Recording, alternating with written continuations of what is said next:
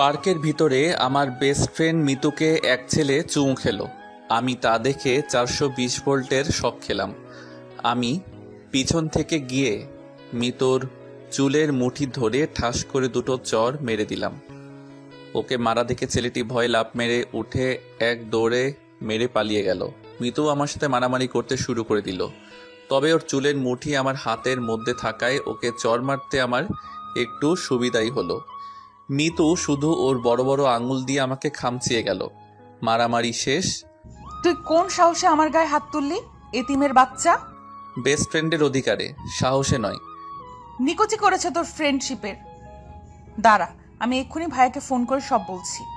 আমার গায়ে হাত তুলিস, তোকে আমি জেলের ভাত খাইয়ে ছাড়বো। যে এতিম তার আবার কিসের জেলের ভয়? বাইরে থাকলে তো দুমুঠো খাবারের জন্য কত কষ্ট করতে হয়। তার থেকে জেলে গেলেই ভালো হবে, অন্তত খাবারটা পাওয়া যাবে। তুই আমার গায়ে হাত তুললি কেন?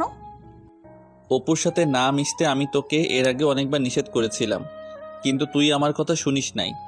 ওর সাথেই মিশে পার্কে বসে চুমাচামি করছিস। আমার বিএফের সাথে চুমাচুমি করবা না কি করব সেটা আমার পার্সোনাল ব্যাপার। ও তোকে নয়, তোর দেহকে ভালোবাসে, তোর বাবার টাকা পয়সাকে ভালোবাসে। অনেক মেয়ের সাথে ওর সম্পর্ক আছে। থাস, ওর নামে আর একটা বাজে কথাও বলবি না।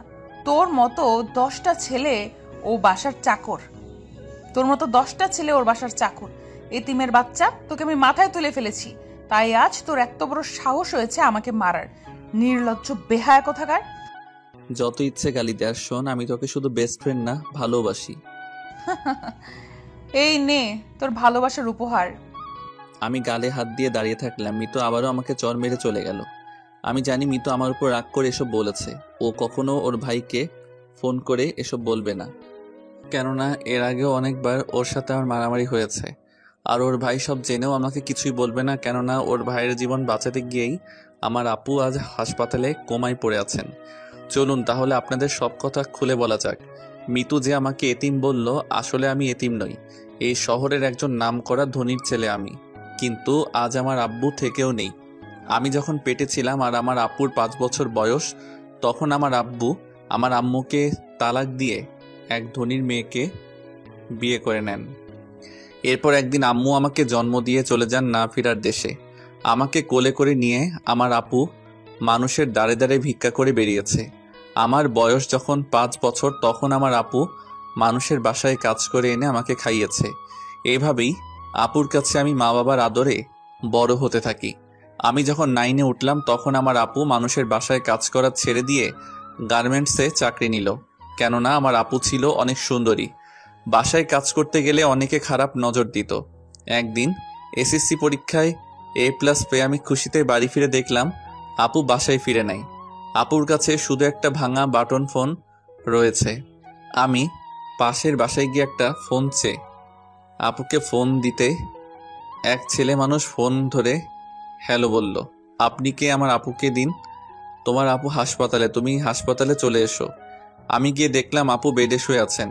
ওর পুরো মাথার চুলগুলো কেটে ফেলে সাদা কাপড়ে ব্যান্ডেজ করা। আমার আপুর কি হয়েছে?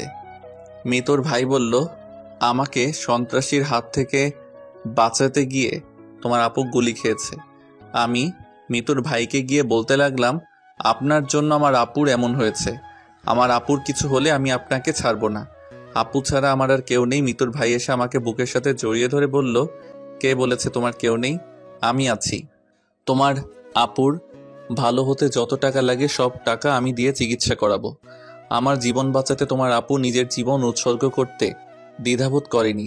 আর আমি এগুলো করতে না পারলে আমাকে আল্লাহ কোনোদিনও ক্ষমা করবেন না। ডাক্তার এসে একটা রিপোর্ট দেখে জানালেন উনি কোমায় চলে গেছেন। ভালো হওয়ার সম্ভাবনা নেই বললেই চলে, মাত্র 1%। আমি আপুকে জড়িয়ে ধরে কান্না শুরু করলাম। আপু কিছুই বলছে না। দেখলাম শুধু ওর চোখের কোনা দিয়ে 2 ফুটো জল বেরিয়ে আসলো। সেই থেকে মিতুর ভাই আমার আপুকে দেখার জন্য একজন নার্স রেখেছেন এবং সমস্ত চিকিৎসার দায়িত্ব উনি নিয়েছেন। আমি অনেকক্ষণ পার্কে বসে থেকে বাড়ি যাওয়ার জন্য বের হয়ে রাস্তায় যেতেই কিছু পুলিশ এসে আমাকে অ্যারেস্ট করলো। সরি আবির, আমার কিছু করার নেই। উপর থেকে অর্ডার তোমাকে অ্যারেস্ট করার। এবার আমার বোন আমাকে নয়, ডাইরেক্ট থানার এসআইয়ের নিকট নারী নির্যাতনের কমপ্লেন করেছে। আমাকে ক্ষমা করে দিও। আমি নিরুপায়, তবে তোমার জন্য আমি সাজাটা কমিয়ে দেওয়ার ব্যবস্থা করতে পারি। আমি সব বুঝতে পেরে আমার 2 হাত সামনে বাড়িয়ে দিলাম। মিতুর ভাই আমাকে হ্যান্ডক্যাপ না পরিয়ে বলল, তার দরকার নেই, তুমি এমনি চলো। আমি জিপে বসে ভাবছি কতদিন মিতু আমাকে চর মেরেছে বিনা দোষে বিনা কারণে। কই, আমি তো কারো কাছে কমপ্লেন করি নাই, আর আজও আমার বিরুদ্ধে কমপ্লেন করে আমাকে পুলিশে ধরিয়ে দিল। আমাকে জেলের ভিতরে ঢুকিয়ে মিতুর ভাই বলল, তোমার যখন যা দরকার হয় আমাকে বলো, আমি সব ব্যবস্থা করে দিব। আর তোমার নিম্ন শ্রেণীর 1 মাস জেল খাটতে হবে। আমি কিছু না বলে মিতুর ভাইকে বললাম, আপনি শুধু আমার আপুকে দেখে রাখবেন প্লিজ। আর আমার তো সামনে এইচএসসি পরীক্ষা, জেলের ভিতরেই যদি আমার পড়াশোনার ব্যবস্থা করে দিতেন। আচ্ছা, সব করে দিব। বলে মিতুর ভাই ওনার চেয়ারে গিয়ে বসলো। আমার জেলে থাকতে কোনো সমস্যাই হলো না। প্রতিদিন ক্যালেন্ডারের তারিখ গুনতাম কবে 1 মাস হবে, জেল থেকে বেরিয়ে আপুকে দেখব। এভাবে 1টি মাস পার হয়ে গেল। আমাকে জেল হতে মিতুর ভাই ছেড়ে দিয়ে বললেন, এই টাকাগুলো রাখো, এখানে 50,000 আছে। আমি না নিতে চাইলেও জোর করে আমাকে দিল। আর কতদিন মানুষের লাথি গুঁতো খেয়ে বাঁচবে? এবার জীবনে কিছু করো। অবশ্যই কিছু করব, তবে আমার পরীক্ষাটা হয়ে যাক আগে। বের হয়ে আসছি আর ভাবছি টাকাগুলো যদিও ব্যবসা করার জন্য সামান্য, তবুও আমার মতো এতিমের কাছে এই টাকাগুলোই অনেক। এই টাকাগুলো দিয়েই আমি আমার ভাগ্যটা লিখব।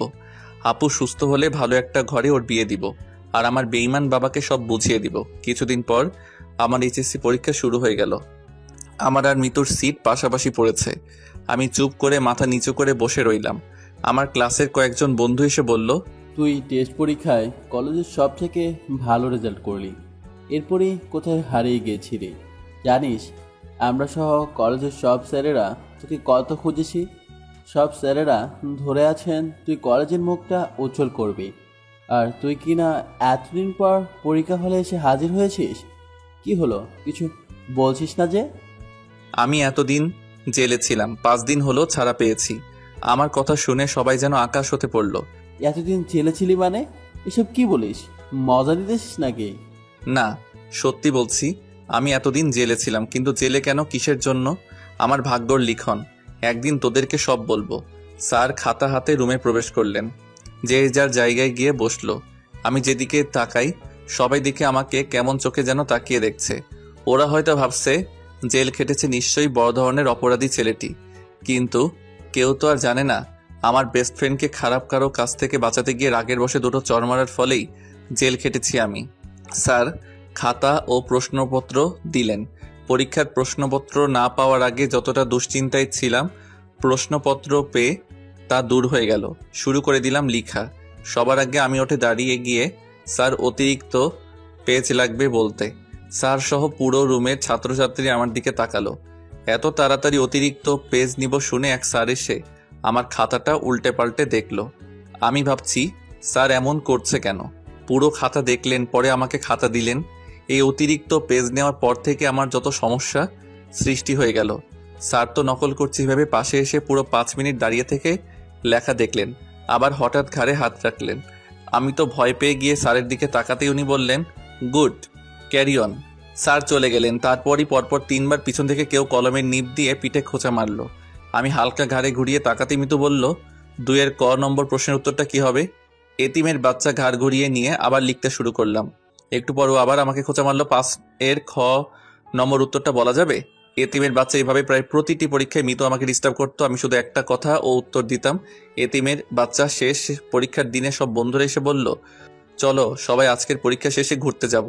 আমি কিভাবে ওদেরকে বলবো আমার কাছে ঘুরতে যাওয়ার মতো টাকা নেই?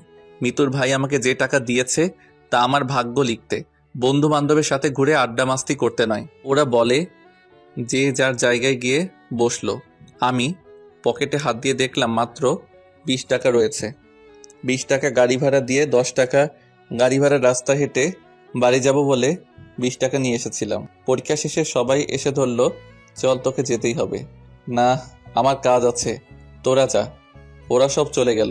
আমার ইচ্ছে হচ্ছিল ওদের সাথে যাই, কিন্তু সেটা তো আর আমার ভাগ্যে নেই। মন খারাপ করে বাসায় গেলাম। হঠাৎ বালিশের নিচে আপুর ভাঙা বাটন ফোনটি ধরতে আমার মন খারাপ মুহূর্তের মধ্যেই ভালো হয়ে গেল। মনে হচ্ছে আজ আমি পৃথিবীর সবচাইতে খুশি। মিতুর ভাই মাসুদ। হ্যালো আবির, তুমি কোথায়? বাসায় ভাইয়া। তাড়াতাড়ি হাসপাতালে চলে এসো। তোমার আপু কোমায় থেকে বের হয়ে এসেছেন। এইমাত্র হাসপাতালের নার্স ফোন করে জানালেন আমায়। আমি যাচ্ছি, তুমি চলে এসো। মাসুদ ভাইয়ার কথা শুনে আমার খুশিতেই চোখে পানি চলে আসলো। দৌড়ে গিয়ে দেখি মাসুদ ভাইয়া আপুর পাশে বসে আছেন। আমি গিয়ে আপুর দিকে চেয়ে থাকলাম। আপুর চোখ বেয়ে জল পড়ছে আমারও। ডাক্তার এসে জানালেন, আপনার ভাগ্য অনেক ভালো। আপনার ভালো হওয়ার কোনো সম্ভাবনাই ছিল না, কিন্তু আল্লাহ পাকের দোয়ায় আর এই মানুষটার জন্য আজ আবার আপনি সুস্থ জীবনে ফিরে আসলেন। আচ্ছা, আমি তাহলে আসি। মাসুদ ভাইয়া চলে যাবে কি আপু আমাকে ওনাকে ডাকতে বললেন। আমি ডাকতে মাসুদ ভাইয়া আবার আসলো। আপু ওনারা এক হাত ধরে কান্না ভেজা কণ্ঠে বললেন, আপনার এই ঋণ আমি কোনোদিনও শোধ করতে পারবো না। এভাবে বলছো কেন? আমার জন্যই তুমি এমন অবস্থায় পতিত হয়েছিলে। নিজের জীবন হতে কয়েকটা বছর হারিয়ে ফেলেছ। আমি ঋণী তোমার কাছে। চলো, আমার গাড়িতে করে তোমাদের বাসা অবধি এগিয়ে দিয়ে আসি। আপুকে নিয়ে আমি পিছনে বসে আছি আর ভাবছি, মাসুদ ভাইয়া সত্যি মানুষ নয়, ফেরেশতা। এমন একটা মানুষের হাতেই যদি আমার আপুটাকে তুলে দিতে পারতাম, তাহলে ভাই হিসেবে আমার আপুটাকে শ্রেষ্ঠ উপহার দেওয়া হতো আমার। বস্তির এক নোংরা জায়গায় গাড়ি থামাতে বলাই মাসুদ ভাইয়া অবাক হয়ে বললেন, এখানে গাড়ি থামাতে বলে যে? আমরা এই বস্তিতেই থাকি, একটু ভিতরেই আমাদের বাসা। বাসা অবধি আপনার গাড়ি যাবে না। গাড়ি থেকে নেমে আমরা চলে আসতেই উনি আমাদের ডেকে বললেন, কোনো সমস্যা বা প্রয়োজন হলে জানাইও, ইনশাল্লাহ নিজের সর্বোত্তরটা দিয়ে পাশে থাকবো। আপু মাথা নাড়ল। উনি চলে গেলেন। আমি আর আপু আমাদের বাড়ি চলে আসলাম। কয়েকদিন পর আপু আর আমি বসে থেকে প্ল্যান করছি কিভাবে আমাদের এই পরিস্থিতিটা বদলানো যায়। আপু বলল, আমরা আগে যেখানে থাকতাম ওখানেই বাড়ি ভিটেটা বিক্রি করে দিই। যা হবে আর তোর কাছে যা আছে তা দিয়ে আমরা টাকাগুলো কাজে লাগিয়ে দিই ভাই। আপু, ওই জমিটা বিক্রি করে সর্বোচ্চ 30,000 টাকা পাওয়া যাবে। এই দিয়ে কিভাবে কি করব আমরা? ভাই, আমার ওই 30 আর তোর কাছে 50, এই দিয়েই আমরা একদিন ভাগ্যটা এমনভাবে লিখবো যা হয়তো কেউ স্বপ্নেও ভাবতে পারবে না। কি করব আমরা? দীর্ঘদিন আমরা গার্মেন্টসে কাজ করার অভিজ্ঞতা আর আমার সাথে কাজ করার কিছু চেনা জানা মানুষ নিয়ে ছোট্ট একটা ওয়ার্কশপ দিয়ে আমরা আমাদের যাত্রাটা শুরু করব ভাই। আপু কি করতে চাইছে আমার মাথায় ঢুকলো না। আপু কিছু বুঝলাম না। আমরা প্রথমে পুরনো কয়েকটা সেলাই মেশিন কিনবো, তারপর কিছু গার্মেন্টস কর্মীদের পার্ট টাইম এখানে কাজ করার জন্য সংগ্রহ করব। এরপর আমরা ছোট্টখাটো কাজ ধরবো এবং খুব সূক্ষ্মভাবে কাজ করব। আপু, তাহলে মাসুদ ভাইয়াকে আমাদের জানানো উচিত। ওনার থেকেও কিছু পরামর্শ নেওয়া উচিত, কি বলিস? এমনিতেই আপু আসার পর থেকে আমি যখন মাসুদ ভাইয়ের সাথে কথা বলতাম, তখন আপু শুধু ওনার কথাই বলতো। উনি কেমন আছে জানতে চাইতো। আজ আবার ওনার কথা বলাতে আপু অনেক খুশি হয়ে গেল। আমি ফোন দিলাম। উনি আমাদের এক রেস্টুরেন্টে যাওয়ার কথা বললেন। আপু দেখছি সেই সাজুগুজু করছে। আমার কিছুটা শখ হলো। আপু আগে থেকেই মাসুদ ভাইয়ের সাথে পরিচয় নেই তো, ওনাদের মাঝে কোনো সম্পর্ক আছে মনে করে আমার শখ হলো। আপুকে গিয়ে বললাম, আপু এত সাজুগুজুর ব্যাপার কি? ওনার সামনে আমরা যাব, একটু তো সাজুগুজু করতেই হবে। আপু, উনি যদি তোর প্রেমে পড়ে যায়? চুপ, তুই অনেক দুষ্টু হয়ে গেছিস, চল এখন। আপু, তোদের মাঝে আমি গিয়ে কাজ কি? তুই একাই যা। দিব একটা চর, চল বলছি। আপু আমার হাত ধরে নিয়ে গেল। রেস্টুরেন্টে বসে আমি ওদের দুইজনের মাঝে বাধা হয়ে বসে থাকলাম। মাসুদ ভাইয়ার দৃষ্টি বলছে আমি যেন উঠে যাই। ওনার শুভ দৃষ্টিতে আমি যেন বাধা হয়ে আছি। আমি একটা বাহানা দিয়ে উঠে যেতে আপু আমার হাত চেপে ধরলো, আর ছাড়লই না। মাসুদ ভাইয়ার সাথে সব কথা শেষ। উনি আমাদের পুরনো সেলাই মেশিন কিনে কাজটা যত তাড়াতাড়ি পারি শুরু করে দিতে বলল। উনি হঠাৎ একটা কার্ড বের করে দিয়ে বললেন, মিতুর বিয়েতে তোমরা দুজন অবশ্যই আসবা কিন্তু। এই নাও কার্ড। কার্ড খুলে দেখলাম মিতুর বিয়ে অপুর সাথে। আমি পুরাই শক খেয়ে গেলাম। এমন বাজে ছেলের সাথে মাসুদ ভাইয়া মিতুর বিয়ে কেন দিচ্ছে? আপু ছিল তাই মুখ ফুটে কিছু বলতে পারলাম না। বাসায় এসে কেমন যেন আমার মনটা ছটফট করছে।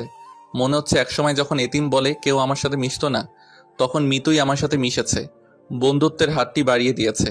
আর আজ মিতু তার জীবনটা একটা মানুষরূপী অমানুষের হাতে তুলে দিতে বসেছে। ওর বেস্ট ফ্রেন্ড হিসেবে আমার কি কিছুই করার নেই? অবশ্যই আছে। ওর চোখ থেকে অন্ধের পটিটা তুলে ফেলতে হবে। যেই করেই হোক এই বিয়েটা ভাঙতেই হবে। মাসুদ ভাইয়াকে দিলাম ফোন। উনি ফোন ধরলেন না। আমি ওনার থানায় চলে গেলাম। গিয়ে সব বলে দিলাম এবং সত্যি কিনা তার প্রমাণ দিতে অপুর সাথে সম্পর্ক করা সব মেয়েদের সাথে ওনার কথা বলিয়ে দিলাম। বাসায় চলে আসছি আর ভাবছি তুই আমার বেস্টু, আর এমন লুইচারে বিয়ে করবি তা তো হবে না। দিছি ঠিক মতো বোম লাগাইয়া, এখন কেমন ফাটে তা দেখার বিষয়। বাসায় গেলাম, একটু পর আপু বলল, তোর ফোন। কে আপু? কি জানি, একটা মেয়ে তোকে চাইয়ে কথা বলবে না। ফোন ধরতে এলোপাতাড়ি গায়েল শুরু করে দিল। তোকে জেলের ভাত খাইয়েও কি শিক্ষা হয়নি? আবারও আমাদের পেছনে লেগেছিস। তোর জন্য ভাইয়া অপুর সাথে আমার বিয়েটা ক্যান্সেল করেছে, আর অপুকে জেলে পুরে দিয়ে বলেছে অপুর যদি কিছু হয়। আমি আস্তে করে ফোনটা কেটে দিয়ে বলছি, তাই রে নাই রে ও রে। অমনি আপু আমার কানের উপরের চিপটা টেনে ধরে, রেস্টুরেন্টে এমন কেন করছিল আমার মিষ্টি ভাই?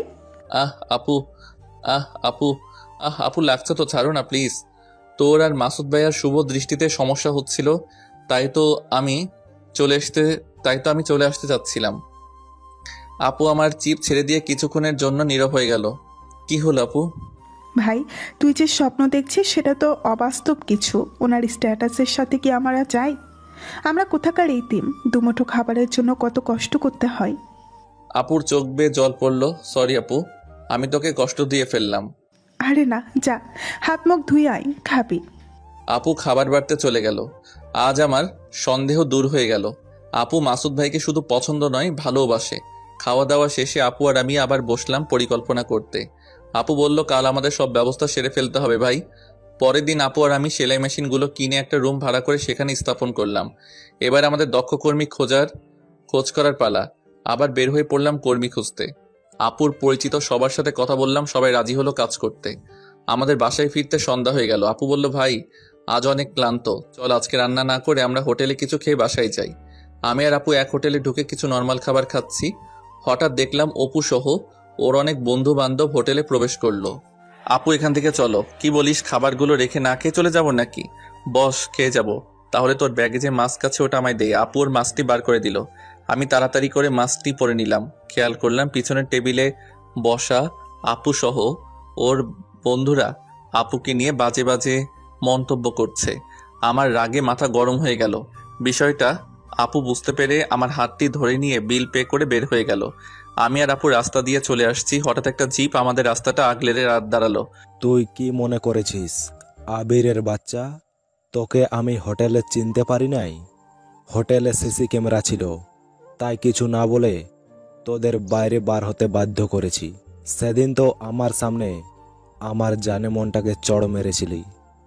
আমার বিয়েটাও তুই ভোগে পাঠিয়ে দিয়েছিস।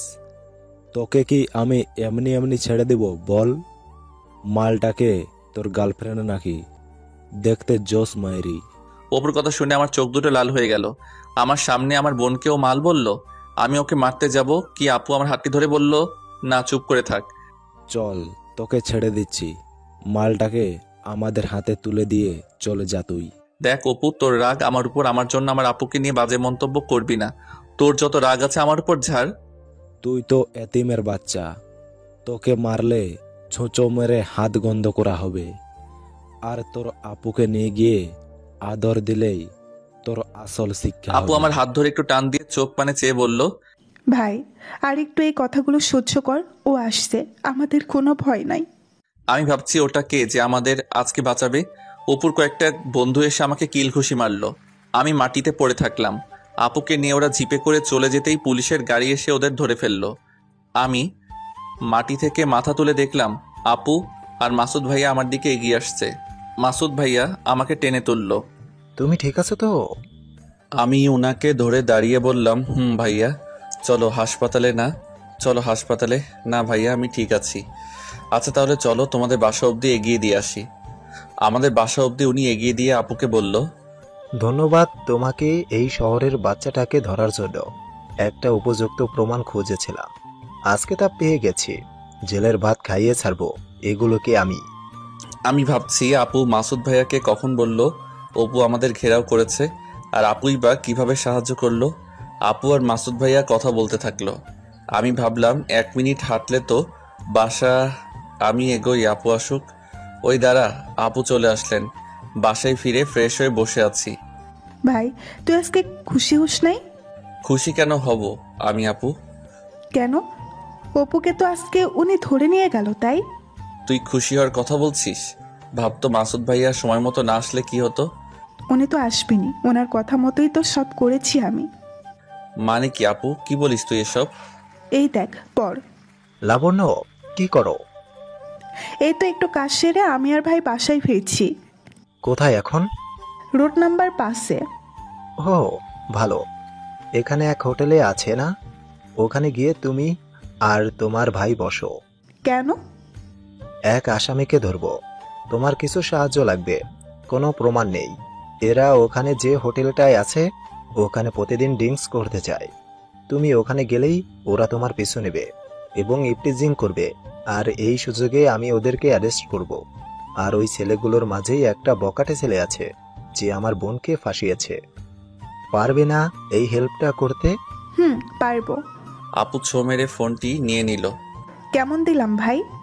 তুই আমার সাথে কথা বলবি না? কেন ভাই? যদি কিছু হয়ে যেত তোর, আমি কার কাছে বোনের আদরটা পেতাম? কিচ্ছু হবে না ভাই, যে মানুষটা আমাদের জন্য এতটা করেছে ওনার জন্য কি আমরা এতটুকু করতে পারি না বল? মিষ্টি ভাই আমার। আপু একটা কথা বলার ছিল। বল, তুই মাসুদ ভাইকে খালি বলিস কেন? একবার ওনার নামটা মুখে নিস না? তুই বুঝবি না, যা শুয়ে পড়। আমি শুয়ে শুয়ে ভাবছি, তার মানে আপু মাসুদ ভাইয়ের সাথে মেসেজে চ্যাটিং করে। মেসেজগুলো সবটা না পড়তেই ফোনটা ছো মেরে নিয়ে নিল। ঘুমিয়ে পড়লাম। পরের দিন সকাল সকাল ঘুম থেকে উঠলাম, কেননা আজ থেকে শুরু হবে আজ আমাদের ভাগ্য লিখনের কাজ। 10টি সেলাই মেশিন আর 10 জন কর্মী নিয়ে শুরু হবে আমাদের পথ চলা। জানি না আমরা পারবো কিনা, তবে হাল ছাড়তে আমরা রাজি নই। 10 জনের ভিতরে 7 জন কর্মী আসলো। আপু ওদের নিয়ে কাজ শুরু করে দিলেন। প্রথম 1 সপ্তাহ হাতে তেমন কোনো কাজই পেলাম না। এরপরই শুরু হয়ে গেল মানুষজনের আসা যাওয়া আমাদের ওয়ার্কশপে। অর্ডারের উপরে অর্ডার। আমি বসে থেকে সব হিসাব নিকাশ করতাম আর আপু সবকিছু পর্যবেক্ষণ করতেন। আপু লেখাপড়া জানতো না, কিন্তু এই কাজ সম্পর্কে ওর ছিল অনেক অভিজ্ঞতা, কেননা এই কাজটির দ্বারাই আমাদের সংসার চলতো এক সময়। আপু ওর সর্বত্র দিয়ে সবাইকে কাজ ভালো করে বুঝিয়ে দিত। যারা কাজ করতো তারাও ছিল অর্ধবয়স্ক মহিলা, এক সময় গার্মেন্টস কর্মী। মাত্র 1 মাসের মধ্যে কাজের মান ভালো হওয়ায় এদিকে ওদিকে ছড়িয়ে পড়ল বস্তিতে ছোট্ট একটা ওয়ার্কশপের সুনাম। 1 মাসেই আমাদের মূলধন ডাবলে পরিণত হলো। ভাই বলছিলাম না, যা আছে তাই যথেষ্ট আমাদের ভাগ্যটা লেখার জন্য। আপু, আমাদের আরো অনেকটা পথ পাড়ি দিতে হবে ভাই। আমরাও একদিন আমাদের বেঈমান বাবাটার সামনে গিয়ে দাঁড়াবো, ওনার প্রতিদ্বন্দ্বী হিসেবে। আপু, কাল তো আমার রেজাল্ট দিবে পরীক্ষার, ভয় হচ্ছে খুব আমার। কিচ্ছু হবে না ভাই আমার, তোর রেজাল্ট ভালো হবে, আমি তা জানি। পরের দিন বাটন ফোনটি দিয়ে রেজাল্টের জন্য ডায়াল করলাম। ফোনে মেসেজ আসলো, যা দেখে আমি হুরডে বলে চিল্লায় উঠলাম। আপু সহ যারা কাজ করছিলেন সবাই এগিয়ে আসলো। কি হয়েছে ভাই? আপু, আমি আবারও A+ পেয়েছি। ভাই, বলেছিলাম না তুই ভালো রেজাল্ট করবি? আপু, আমার রেজাল্টের জন্য মাসুদ ভাইয়ার অনেক অবদান রয়েছে। ভাই। আপু বলল। কেন? ও না জেনেই শুনে বলল। ভাই, তুই বলার অবাক হয়েছিস তাই তো? আসলে উনি আমায় সব বলেছেন। আপু ফোন করে মাসুদ ভাইয়াকে জানাই। কি বলিস? আমি ফোন করে রেজাল্টের কথা বললে মাসুদ ভাই আমাকে কংগ্রাচুলেশনস জানালো। আমি ভাবছি কি করে বলবো মিতু রেজাল্ট কি, পেটে আসলেও মুখে বলতে পারলাম না। উনি বললেন মিতু কান্না করছে, ওর একটাই ফেল আসছে। কোনটায় ফেল আসছে? আইসিটিতে না? আমি কিছুক্ষণ নীরব হয়ে রইলাম, কেননা মিতু আইসিটি MCQ দিতে গিয়ে আমায় বারবার পিছন হতে কলম দিয়ে খোঁচা মারছিল। ওই দিনই পরীক্ষা শেষে বুঝেছিলাম ও খারাপ রেজাল্ট করবে আইসিটিতে। ওর রেজাল্টের জন্য আমিও কিছুটা দায়ী, কিন্তু নিজেকে দোষ দিয়ে কী লাভ? ও তো ওর উপরে আমার সব অধিকার কেড়ে নিয়েছে। ভাই ফেল করেছে মিতু, আর তুই মন খারাপ করলি যে? এমনি আপু। ও, তাহলে ভাই আজকে সবাইকে ছুটি দিয়ে চল, বাসায় যাই। আচ্ছা, আপনাদের ছুটি আজকে? সবাই অনেক খুশি হয়ে গেল। আর শুনুন, কালকে একটু সকালে আসবেন, আমার ভাইয়ের পাশকলার উপলক্ষে মিষ্টি খাওয়াবো আপনাদের। বাসায় এসে ফ্রেশ হয়ে বসে আছি, হঠাৎই আপু এসে হাসতে লাগলো। ভাই, ও ভাই। কি হয়েছে, এত খুশি কেন? ও না, আমার বিয়ে করতে চাইছে। মানে ওটা কে? আরে উনি। উনি মানে? ওহ, মিতুর ভাই। আপুর কথা শুনে আমিও হতবাক হয়ে গেলাম। মাসুদ ভাই আমার আপুকে বিয়ে করবে? আপু, মজা করছিস না তো? না ভাই, সত্যি। আর উনি আজকে আমার সাথে বিকেলে দেখাও করবে বলেছে। ভাই তোর কি হলো, মন খারাপ করলি যে? আপু, আমায় ছেড়ে চলে যাবি তুই? আমার তো কেউ নেই, আমি অনেক একা হয়ে যাব, তাই খারাপ লাগছে। আচ্ছা ভাই, তাহলে ওনাকে আমি না করে দেই? না আপু, এমন মানুষ তুই কখনো পাবি না। মাসুদ ভাই এত বড় লোক, তবুও কোনো অহংকার নেই মনে। তুই হয়তো জানিস না আপু, উনি যে এত ব্যস্ত থাকতেন, তবু প্রতিদিন 2-3 ঘন্টা হাসপাতালে গিয়ে তোর পাশে বসে থাকতেন। উনি একদম মাটির মানুষ, উনাকে না করা ঠিক হবে না। সত্যি আপু, আমরা লাকি। আচ্ছা চল, খাবি? খাওয়া দাওয়া সেরে ফেললাম, তাই যা তাড়াতাড়ি বার হয়ে নে। ভাই যা তাড়াতাড়ি বার হয়ে নে। উনি মেসেজ দিয়ে ওই হোটেলটাও যেতে বলেছে। আমি কিছু না বলে আপুর মুখের দিকে তাকিয়ে রইলাম। ভাবছি এই যুগেও এমন মেয়ে থাকে যে কিনা তার ভালোবাসার মানুষ ডেকেছে আর ভাইকে সাথে নিয়ে যাবে বলছে। আপু তুই একটা... কি বল? না থাক আর, যা বার হ। আমি তো পাগল যে তোর সাথে যাব, তুই যা। মাসুদ ভাই তোকে একা ডেকেছেন। ভাই একটা কথা বলি, আমার না একা একা যেতে শরম পাচ্ছে।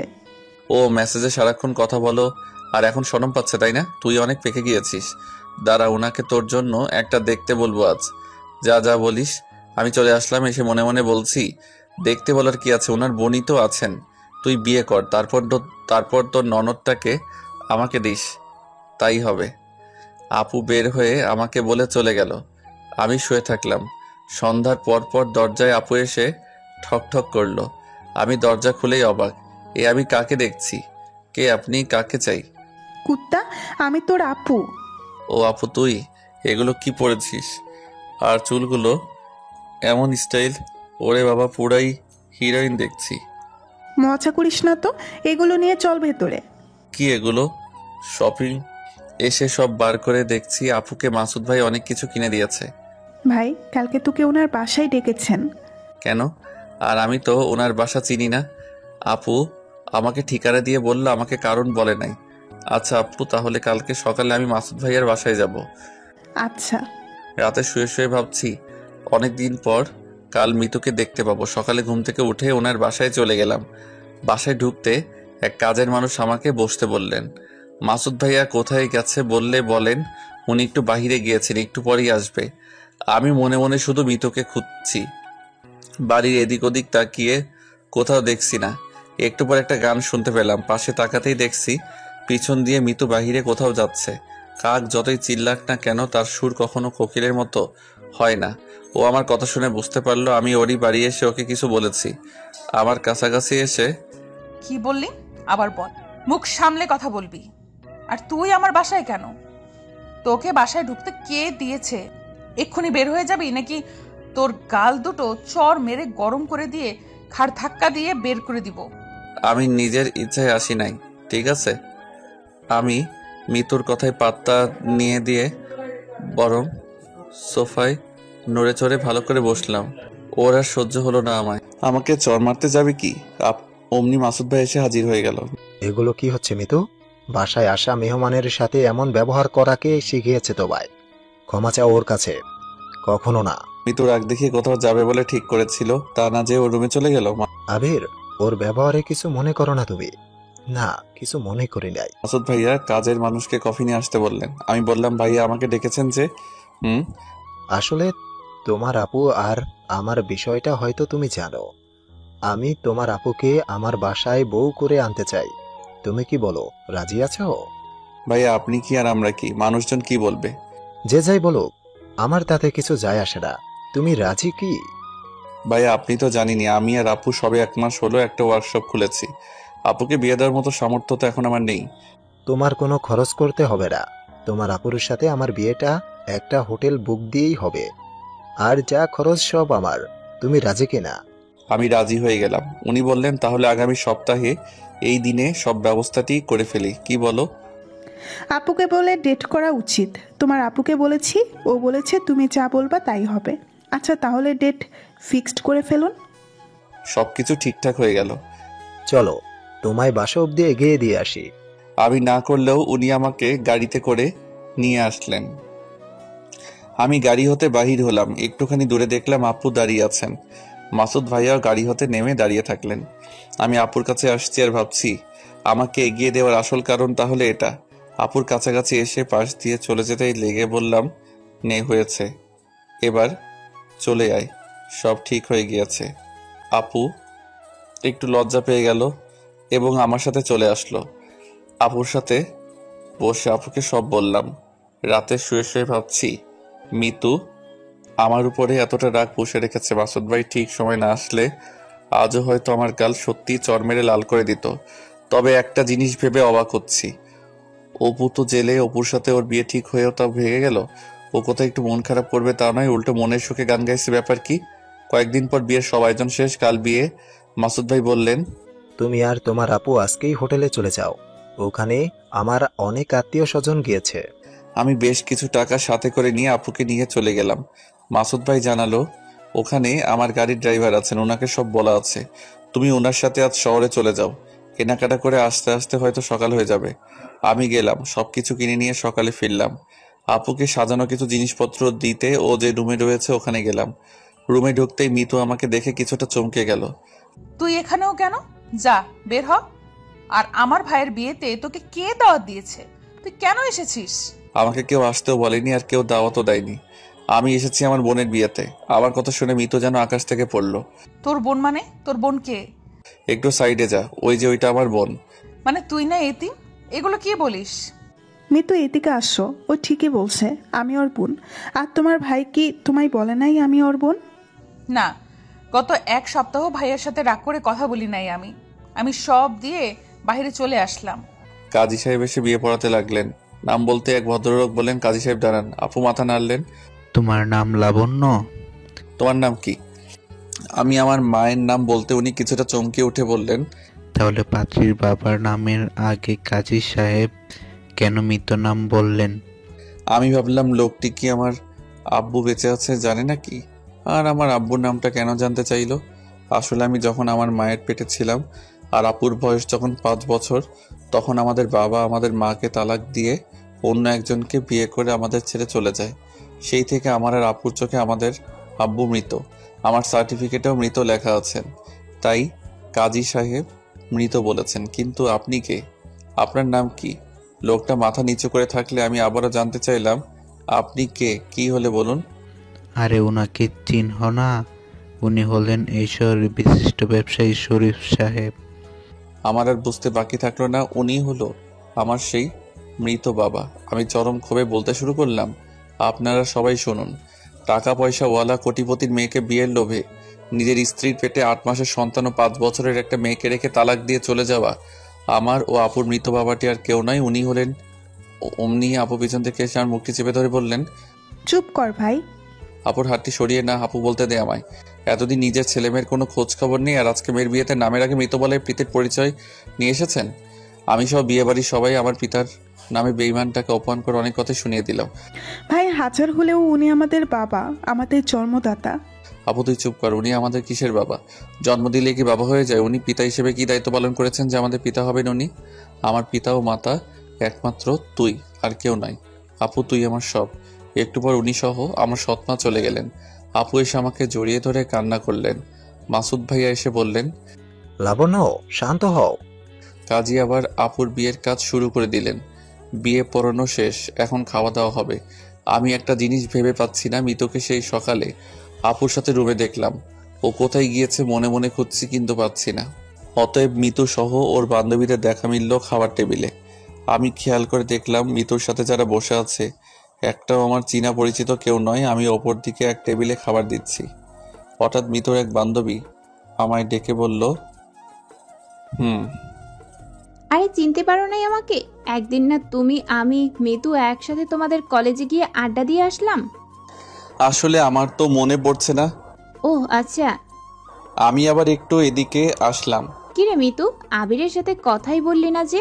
ও না তোর বেস্ট ফ্রেন্ড? ঝগড়া করেছিস নাকি? মিতু কিছু না বলে খেতে থাকলো। মিতু একটা কথা বলবো তোকে। দেখ, আবির আগে কত খ্যাত ছিল, এখন অনেক স্মার্ট হয়েছে, তাই না? কেন, তোর কি পছন্দ হয়েছে আবিরকে? ডাক দিয়ে বলবো যে তুই প্রেম করবে ওর সাথে? আরে না, এগুলো কি বলিস? তাহলে চুপ করে খা। খাওয়া দাওয়া শেষ, আপুকে এখন মাসুদ ভাইয়ার বাসায় নিয়ে যাওয়ার পালা। আমি শুধু ভাবছি আমি এখন বাসায় গিয়ে কি করব, কার সাথে গল্প করব, একা একা কিভাবে থাকবো, আমায় কে রান্না করে খাওয়াবে? কিছু না হতেই কে এসে ভাই ভাই করে ডাকবে। আপু অনেক কান্না করলেন, কিন্তু আমি চাইলেও আপুর মতো চিৎকার করে কাঁদতে পারলাম না। শুধু দু চোখ বেয়ে জল বেয়ে হয়ে আসলো। আমি আপুকে বিদায় দিলাম। একে একে সবাই হোটেল হতে বিদায় নিল। আমিও বের হয়ে আসছি আর ভাবছি, আপু যখন মেয়ে হয়ে জন্ম নিয়েছে তখন তাকে পরের ঘরে একদিন না একদিন যেতেই হবে। কিন্তু আজ আমার মনে হচ্ছে আমি যেন আজ সত্যি এতিম হয়ে গেলাম। বাসায় এসে বসতে আপু ওর বাটন ফোনে ফোন দিল। অনেকক্ষণ আপুর সাথে কথা হলো। ও অনেক কান্না করলো। আমি কি বলে সান্ত্বনা দিব তার ভাষা খুঁজে পেলাম না। 2 দিন পর ওয়ার্কশপে সেলাইয়ের কাজ করা সবাই আমার বাসায় আসলো। বাবা 3 দিন হলো আমরা সবাই কাজ করতে এসে প্রতিদিন এখানে ঘুরছি। তোমরা কি আর আমাদের দিয়ে কাজ করাবে না? আমরা কি ঠিকমতো কাজ করতে পারি না, নাকি আমাদের কাজে তোমাদের পোষাচ্ছে না? আসলে তা নয়, আমার আপুর বিয়ে হলো তো তাই আর কি। ও আচ্ছা, লাবণ্য মামনির বিয়ে হয়ে গেল? তা জামাই কি করে? দুলাভাই পুলিশ অফিসার। ও, লাবণ্য মামনি ভালোই ভাগ্যবতী তাহলে, এমন একটা বর পেল। আপনারা বসুন একটু। আমি ওনাদের 1 মাসের অগ্রিম বেতন দিয়ে দিলাম। ওনারা টাকা পেয়ে এতটা খুশি হবে আমি ভাবি নাই। কেউ কেউ বলল, বাবা এতদিন যে আমরা গার্মেন্টসে নিজেদের হাড় ভাঙা পরিশ্রম করলাম, কোনো সময় ঠিকমতো টাকা পাইনি, আর তুমি আমাদের অগ্রিম বেতন দিয়ে দিলে। আমরাও আমাদের সর্বত্র দিয়ে কাজ করব, কথা দিলাম। আচ্ছা, তাহলে কাল হতেই আপনারা আবার নিয়মিত কাজে আসা শুরু করুন। ওনারা সবাই চলে গেল। আমি জানি যারা এসেছিলেন তারা সবাই গরিব। 1 মাস পর তো ওনাদের বেতন দিতেই হতো। এখনই টাকা আছে তো দিতে সমস্যা কোথায়? তাই দিয়ে দিলাম। এতে ওনারা কাজ করতে ভালো উৎসাহ হবেন।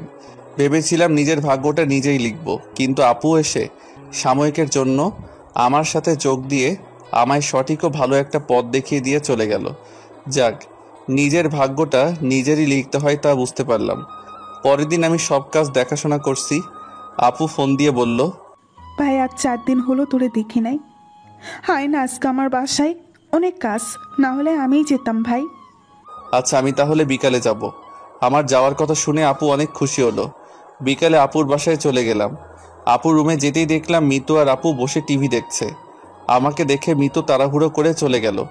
মিতুকে চলে যাওয়া দেখে আমি বললাম, রাগলে অনেক সুন্দর লাগে। ও দাঁড়িয়ে গিয়ে কিছু বলতে যাবে কি, আপু নে এগুলো রাখ। ভাই বস তুই।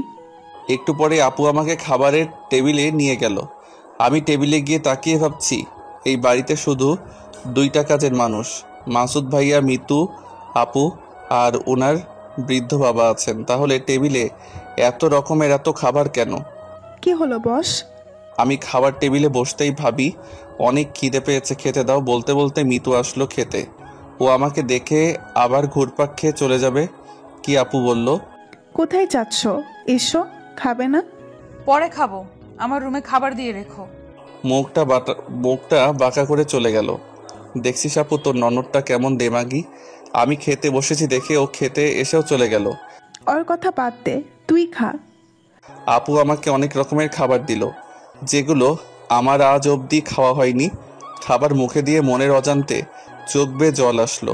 আপুকে লুকিয়ে চোখের জল মুছে বললাম, আপু রান্না অনেক স্বাদ হয়েছে, তাই ভাই খা তুই যত ইচ্ছে। খাওয়া দাওয়া শেষে ভাবছি, আসলে আমার আপু অনেক ভাগ্যবতী, তাই হয়তো এমন একটা বাড়ির বউ হতে পেরেছে। খাওয়া দাওয়া শেষে আপু রুমে গিয়ে টিভি দেখছি। একটু পর আপু আসলো, টিভি রিমোটটা নিয়ে ও সিরিয়ালে দিল। কি আপু, তুই এই 4 দিনে সিরিয়াল দেখা শুরু করে দিয়েছিস? আসলে ভাই আমি না, মিতু প্রতিদিন এসে আমার সাথে বসে সিরিয়াল দেখতো, ওর সাথে সাথে আমিও একটু দেখতাম আর কি। ও আচ্ছা, তা আজ যে আসছে না দেখতে? আসবে কি করে, তুই আছিস যে। ভাই শোন না, মিতু না আমার উপর অনেক খুশি হয়েছে। কেন আপু? ওই যে অপু কেমন, তাও তো আমার জন্যই বুঝতে পেরেছে। ও একটু রাগী হলেও ওর মনটা অনেক ভালো রে ভাই, জানিস না সারাদিন আমার সাথে কত মজা করে। তোর ভাই অনেক রাতে বাসায় ফিরে, ততক্ষণ আমার কাছে এসে বসে থাকে। ওর মনটা অনেক ভালো। আমি আপুর দিকে তাকিয়ে মনে মনে বলছি, আপু তুই তো মাত্র কয়দিন হলো ওকে চিনিস, আর আমার সাথে ওর কতদিনের সম্পর্ক। কিন্তু আপু হঠাৎ মিতুর গুণগান নিয়ে পড়লো কেন? আমি যে মিতুকে পছন্দ করি ও তা জানতে পেরে গিয়েছে নাকি? সিরিয়াল দেখা শেষে আপু বলল, ভাই যাই।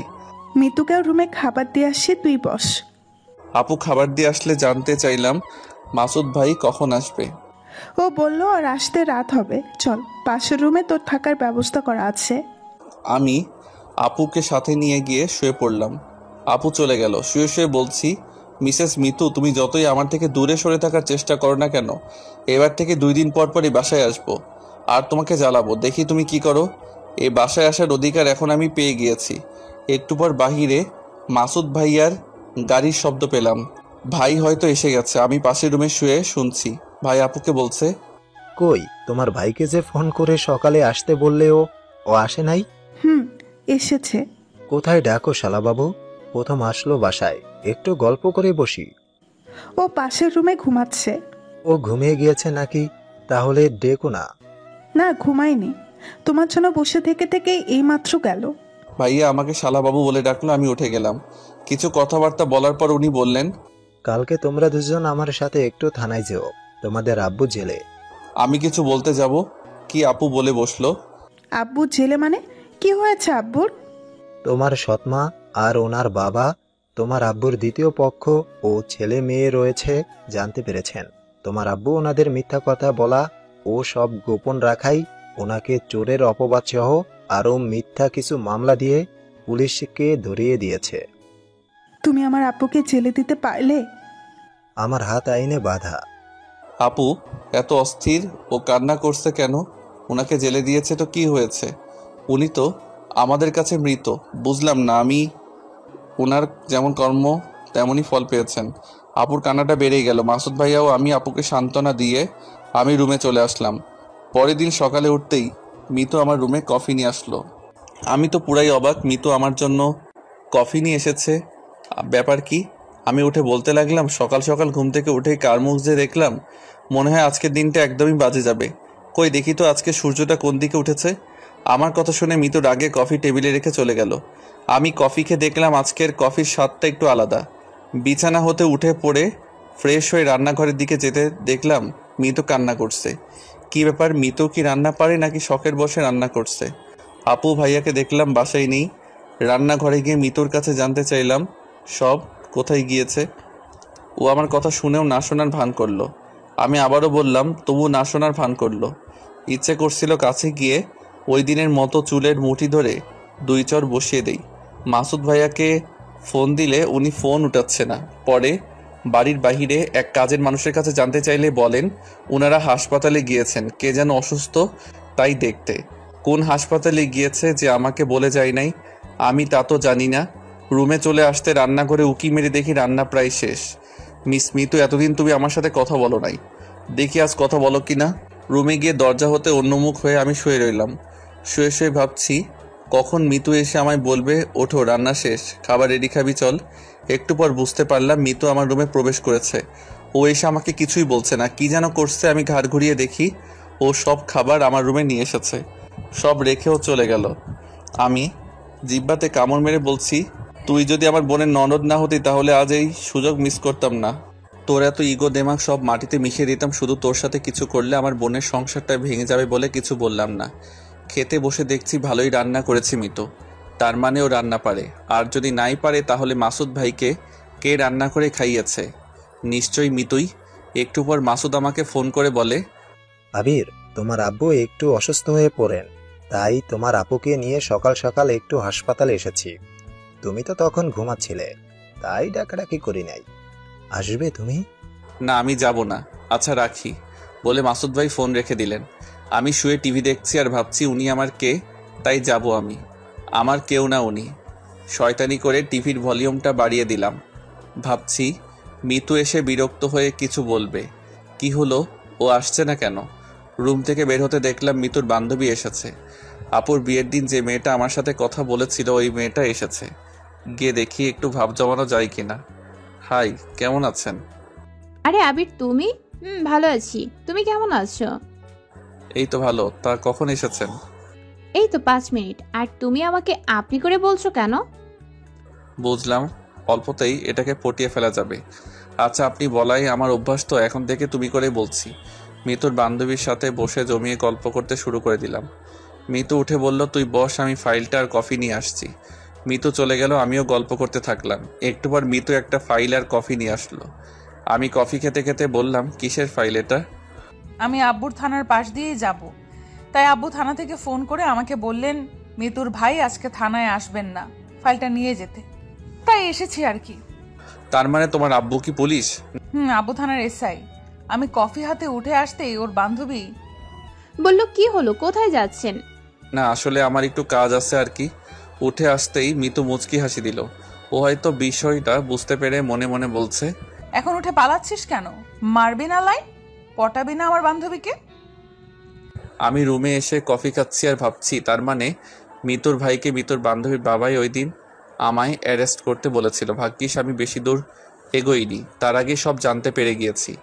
একটু পর আপু আসলো। আপুর মনটা খারাপ, তাই আমি অন্য কিছু না বলেই বললাম, আপু আমি বাসায় চলে যাব।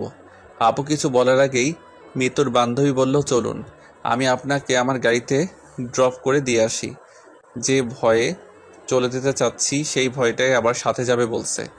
আপু বলল, আজকে রাতটা থেকে কাল সকালে যাস, তোর ভাই বিকালে একটু ঘুরতে নিয়ে যাবে। আমি ওকে বলে রুমে গেলাম।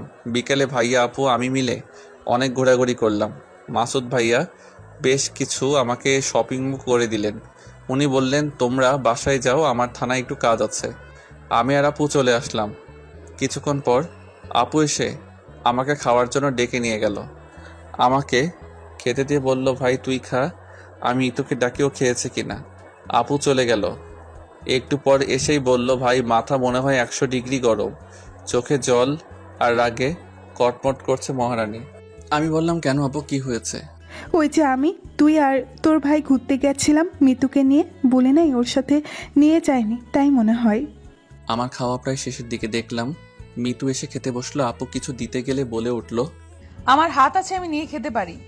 আপু আমার দিকে তাকিয়ে মুচকি হাসি দিল। আমিও বুঝলাম মটকাটা আজ বেশ গরম, ওকে কিছু বলা যাবে না। খাওয়া দাওয়া শেষ, আপুর সাথে বসে বসে টিভি দেখছি আর গল্প করছি। একটু রাত হয়ে গেলে আমি আমার রুমে ঘুমাতে চলে আসলাম। শুয়ে ঘুমিয়ে পড়লাম। মাঝরাতে বুঝতে একটু একটু পারছি আমার বুকের উপরে বারবার কে যেন হাত রাখছে। আমি ঘুমের ঘোরে সরিয়ে দিচ্ছি, তবুও আবার হাত দিচ্ছে। আমার ঘুম ভেঙে গেল। পাশে কেউ আছে কিনা হাত দিয়ে দেখতে গিয়ে দেখলাম কে যেন শুয়ে আছে। আমি লাফ দিয়ে উঠে টেবিল ল্যাম্পটা জ্বালিয়ে দিলাম। এ কি মিতু তুই? মিতু ওর মুখে হাত দিয়ে বলল, একদম চুপ থাক। তুই আমার বিছানায় কেন মিতু? আর রুমের দরজা তো অফ, কি করে ভিতরে আসলি তুই? তোর আগেই এসেছি, আর কি জন্য এসেছি সেটা এখন বুঝাবো তোকে। দেখ মিতু, তুই যদি ভাবিস যে আমার রুমে এসে উল্টাপাল্টা কিছু করে তোর ভাইয়া ও আপুর কাছে আমাকে খারাপ বানাবি, তাহলে তুই চরম ভুল করবি। কেননা এটা আমার থাকার রুম, আর ওনারা কিছুই বিশ্বাস করবে না, বরং উল্টো তোকে খারাপ ভাববে। মিতু আমার কথা শুনে হা হা করে হেসে দিল। আমি অবাক হয়ে ওর দিকে চেয়ে রইলাম। মাত্র 2 দিন কথা বলেই তুই আমার বান্ধবীটাকে পটিয়ে ফেলেছিস। ও তোকে ভালোবেসে ফেলেছে। সন্ধ্যায় আমাকে ফোন করে তোর নাম্বার চাইলো, তাই ভাবলাম নিজের কাছে পড়ে আছে একটা অমূল্য কিছু, আমি তার কদর না বুঝে তাকে দূরে সরিয়ে দিয়েছি। আর না, আজ তাকে আপন করে নিব। মিতুর কথা শুনে আমি একটু হাসি দিয়ে মনে মনে বলছি যে আমার মূল্যটা এতদিন বুঝে নাই, তার সঙ্গে জীবন পার আমি করব না। মাত্র 2 দিনেই আমার বিষয়ে সবটা না জেনেই যে আমাকে ভালোবেসেছে, তার ভালোবাসায় আমি গ্রহণ করে নিব। তুই হাসিস কেন? এমনি। আচ্ছা। মিতু আমার আরও কাছে আসতে থাকলো। দেখ মিতু, আর কাছে আসার চেষ্টা করবি না, নইলে আমি ভাইয়া আপুকে ডাক দিব। ও কিছু না শুনেই আমার কাছে আসতেই থাকলো। আমিও কি করব বুঝতেছিলাম না, তাই আজকেও আবার ওই দিনের মতো মিতুকে ঠাস করে একটা চর বসিয়ে দিলাম। আজ আর ও ওই দিনের মতো আমার সাথে মারামারি না করে ও বসিয়ে দিল এক চিৎকার। ওর এক চিৎকারে পুরো বাড়ি যেন কেঁপে উঠল। আমি ভয় পেয়ে মিতুর মুখটা চেপে ধরলাম। এটা তুমি কি করলে মিতু? আপু এসে দরজা ঠকঠক করতে লাগলো। কি হয়েছে ভাই? দরজা খোল। আবির, দরজা খোলো। ভাইয়া আপু এসে দরজা ঠকঠক করতে লাগলো। আমি কি করব ভেবে পাচ্ছি না। অবশেষে মিতুর মুখ ছেড়ে দিয়ে দরজা খুলতে গেলাম। দরজা খুলে মিতুর দিকে তাকাতেই দেখলাম এই কয়েক সেকেন্ডে ওর চুলগুলো এলোমেলো করে ফেলেছে, ওড়নাটিও মেঝেতে ফেলে দিয়েছে। ভাইয়া আপু রুমে প্রবেশ করতেই মিতু গিয়ে মাসুদ ভাইয়াকে জড়িয়ে ধরে কান্নার নাটক শুরু করে দিল।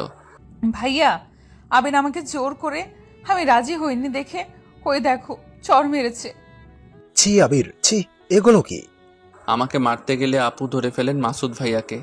আপুকে ঝাটকানি মেরে ফেলে দিয়ে আমার কাছে মারতে এসেই হঠাৎ থেমে গিয়ে বলেন, তুমি এখনই এই বাড়ি হতে বের হয়ে যাবা, নইলে আমি তোমার গায়ে হাত তুলতে বাধ্য হব। বলে যাব তুমি আমার শালাবাবু। আমি চলে আসছি আর ভাবছি আজ মৃত্যু মাসুদ ভাইয়ার কাছে সত্যি আমাকে খারাপ প্রমাণ করে ছাড়লো। আমার জন্য আপুকে মাসুদ ভাইয়ার কত কথাই না এখন শুনতে হবে। এসব কি হয়ে গেল? মৃত্যুরে কেমন ভালোবাসা বুঝলাম না। একটু আগে বলল আমি নাকি অমূল্য সম্পদ, যে এতদিন ওর হাতের কাছে ছিল, আর এখন কি চাল দিল যে ও বাড়িতে যাওয়ার আমার আর মুখটা রইল না। বাসায় আসলাম, কিছুই ভালো লাগছে না। আজ 4 দিন ওয়ার্কশপের মানুষদের কাছে কাজে আসলে গুড়িয়ে দিয়ে যাচ্ছি। আপুর সাথে কোনো কথা নেই। মৃত্যু আসলে আমার জীবনটাকে বিষিয়ে দিচ্ছে। ওর ভালোর জন্যই ওই দিন পার্কে ওর সাথে অমনটা করেছিলাম। ও আমাকে জেলে দিল, তবুও আমার কোনো রাগ হয়নি ওর উপরে। ইচ্ছে করেনি ওর উপরে কোনো প্রতিশোধ নিতে। 5 দিনের দিন দেখলাম আপু বিটকেস নিয়ে বাসায় এলো। আপু, কি হয়েছে তোর? ভাই তুই আসার পর থেকে ওনার সাথে আমার কথা কাটাকাটি হতো মৃত্যুকে নিয়ে। কাল রাতে ওর সাথে অনেক ঝগড়া হয়। রাতেই আমাকে বাড়ি হতে বাহির করে দিচ্ছিল। কিন্তু ওর রাত কোথায় যাব, তাই বাড়ির বাইরে রাতটা কাটিয়ে আজকে চলে আসলাম। আমার আর সহ্য হলো না। মৃত্যু আজ শুধু আমার নয়, আমার আপুর জীবনটাও নিয়ে খেলেছে। এবার ওকে দাঁত ভাঙা জবাব না দিলেই নয়। আমি রাগে কটমট করে যাব কি? না ভাই, তুই কিছু করলে আমার সংসারটা পুরো ভেঙে যাবে। আমরা বরং ধৈর্য ধরি, ওনার রাগ কমলে সব ঠিক হয়ে যাবে। আমি থেমে গেলাম।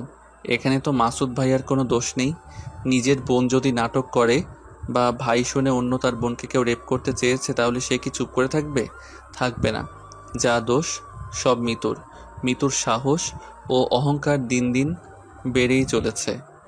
আমি ওকে উচিত শিক্ষা দিয়েই ছাড়ব। আপু অনেক কান্না করলো। আমি কি বলে সান্ত্বনা দিব বুঝলাম না। 2 দিন হলো আবার আমিও আপু ওয়ার্কশপে পুনরায় কাজ শুরু করে দিলাম। খুব ভালোই চলছিল, কিন্তু প্রতিদিন আপুর কান্না আমার ভালো লাগতো না। 10 দিন মাসুদ ভাইকে আপু ফোন করে চলে, উনি ধরে না। এভাবে আরও বেশ কিছুদিন হয়ে গেল। আমিও আপুর পথে বসে থাকলাম, কবে মাসুদ ভাই এসে আমার আপুকে নিয়ে যাবে, কিন্তু উনি আসলেনই না। এরই মধ্যে আমার কলেজে ভর্তি ডেট চলে আসলো। কলেজে ভর্তি হয়ে গেলাম, কিন্তু আমি কলেজে শুধু 3 দিন ছাড়া যাইনি। ভাই চল আজকে আপুকে দেখে আসি। উনি আমাদের পিতা, ভুল করেই ফেলেছেন। এখন উনি যথেষ্ট সাজা পেয়েছেন। আজ উনি আমাদের মতোই এতিম। তুই আমি ছাড়া ওনাকে জেলে দেখতে যাবার মতো কেউ নেই। আব্বুকে দেখতে যাওয়ার কোনো ইচ্ছাই নেই আমার, কিন্তু আব্বুকে দেখতে গেলে মাসুদ ভাইয়ার সাথে আপুর দেখা হবে ভেবে আমি রাজি হয়ে গেলাম। কিছু খাবার কিনে নিয়ে আপুর সাথে রওনা দিয়ে দিলাম। থানায় পৌঁছে 15 মিনিট ধরে বসে আছি। মাসুদ ভাই থানায় নেই। ওনার অনুমতি ছাড়া আব্বুর সাথে কেউ দেখা করতে পারবেন না। আপু মাসুদ ভাইয়ের বউ বললেও আমাদের দেখা করার পারমিশন দিল না। আমি আপুর খাবারগুলো নিয়ে বসে থাকলাম। একটু পর মৃত্যুর বান্ধবীর বাবা থানার এসআই এসে আমাদের পারমিশন দিয়ে দিল। আপু আব্বুর কাছে গিয়েই কান্না আরম্ভ করে দিল। আমি একটু দূরে অন্যমুখ হয়ে দাঁড়িয়ে থাকলাম। মা, ওকে একটু কাছে আসতে বলো না। ভাই এদিকে আয়, আব্বু ডাকছে। আমি তবুও গেলাম না। আপু আবারও ডাকলো। এবার গেলাম। কাছে যেতেই আব্বু 2 হাত জোর করে ক্ষমা চাইতে যাবে কি আপু ওনার হাতটি ধরে ফেললো। না আব্বু না, তুমি পিতা হয়ে সন্তানের নিকট এভাবে হাত জোর করতে পারো না। উনি এবার আমার মাথায় হাত বুলিয়ে বললেন, বাবা ভালো থাকিস, আর যদি পারিস আমায় মাফ করে দিস।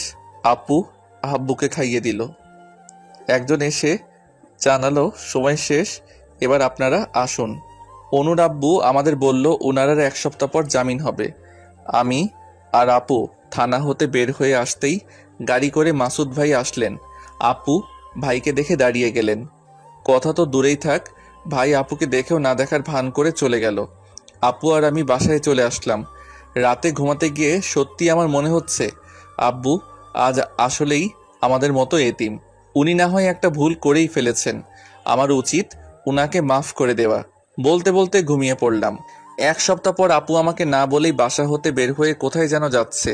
আমি ডাক দিয়ে কোথায় যাচ্ছে জানতে চাইলে আপু আমাকে কিছু বলে না। 2 ঘন্টা পর দেখছি আপু ও আব্বু বাসায় আসলো। আমি গিয়ে আব্বুর হাত চেপে ধরে ক্ষমা চাইলাম। উনিও আমাকে বুকের সাথে জড়িয়ে ধরে কপালে একটা চুমু খেয়ে বলল, বাবা আমাকে ক্ষমা করে দিয়েছিস তো? আব্বু এগুলো কি বলো? আজ মনে হচ্ছে আমি এতিম থেকে সবকিছুই যেন আবার ফিরে পেলাম। কিন্তু মাঝখান হতে আমার আপুর সংসারটা ভেঙে যেতে বসেছে।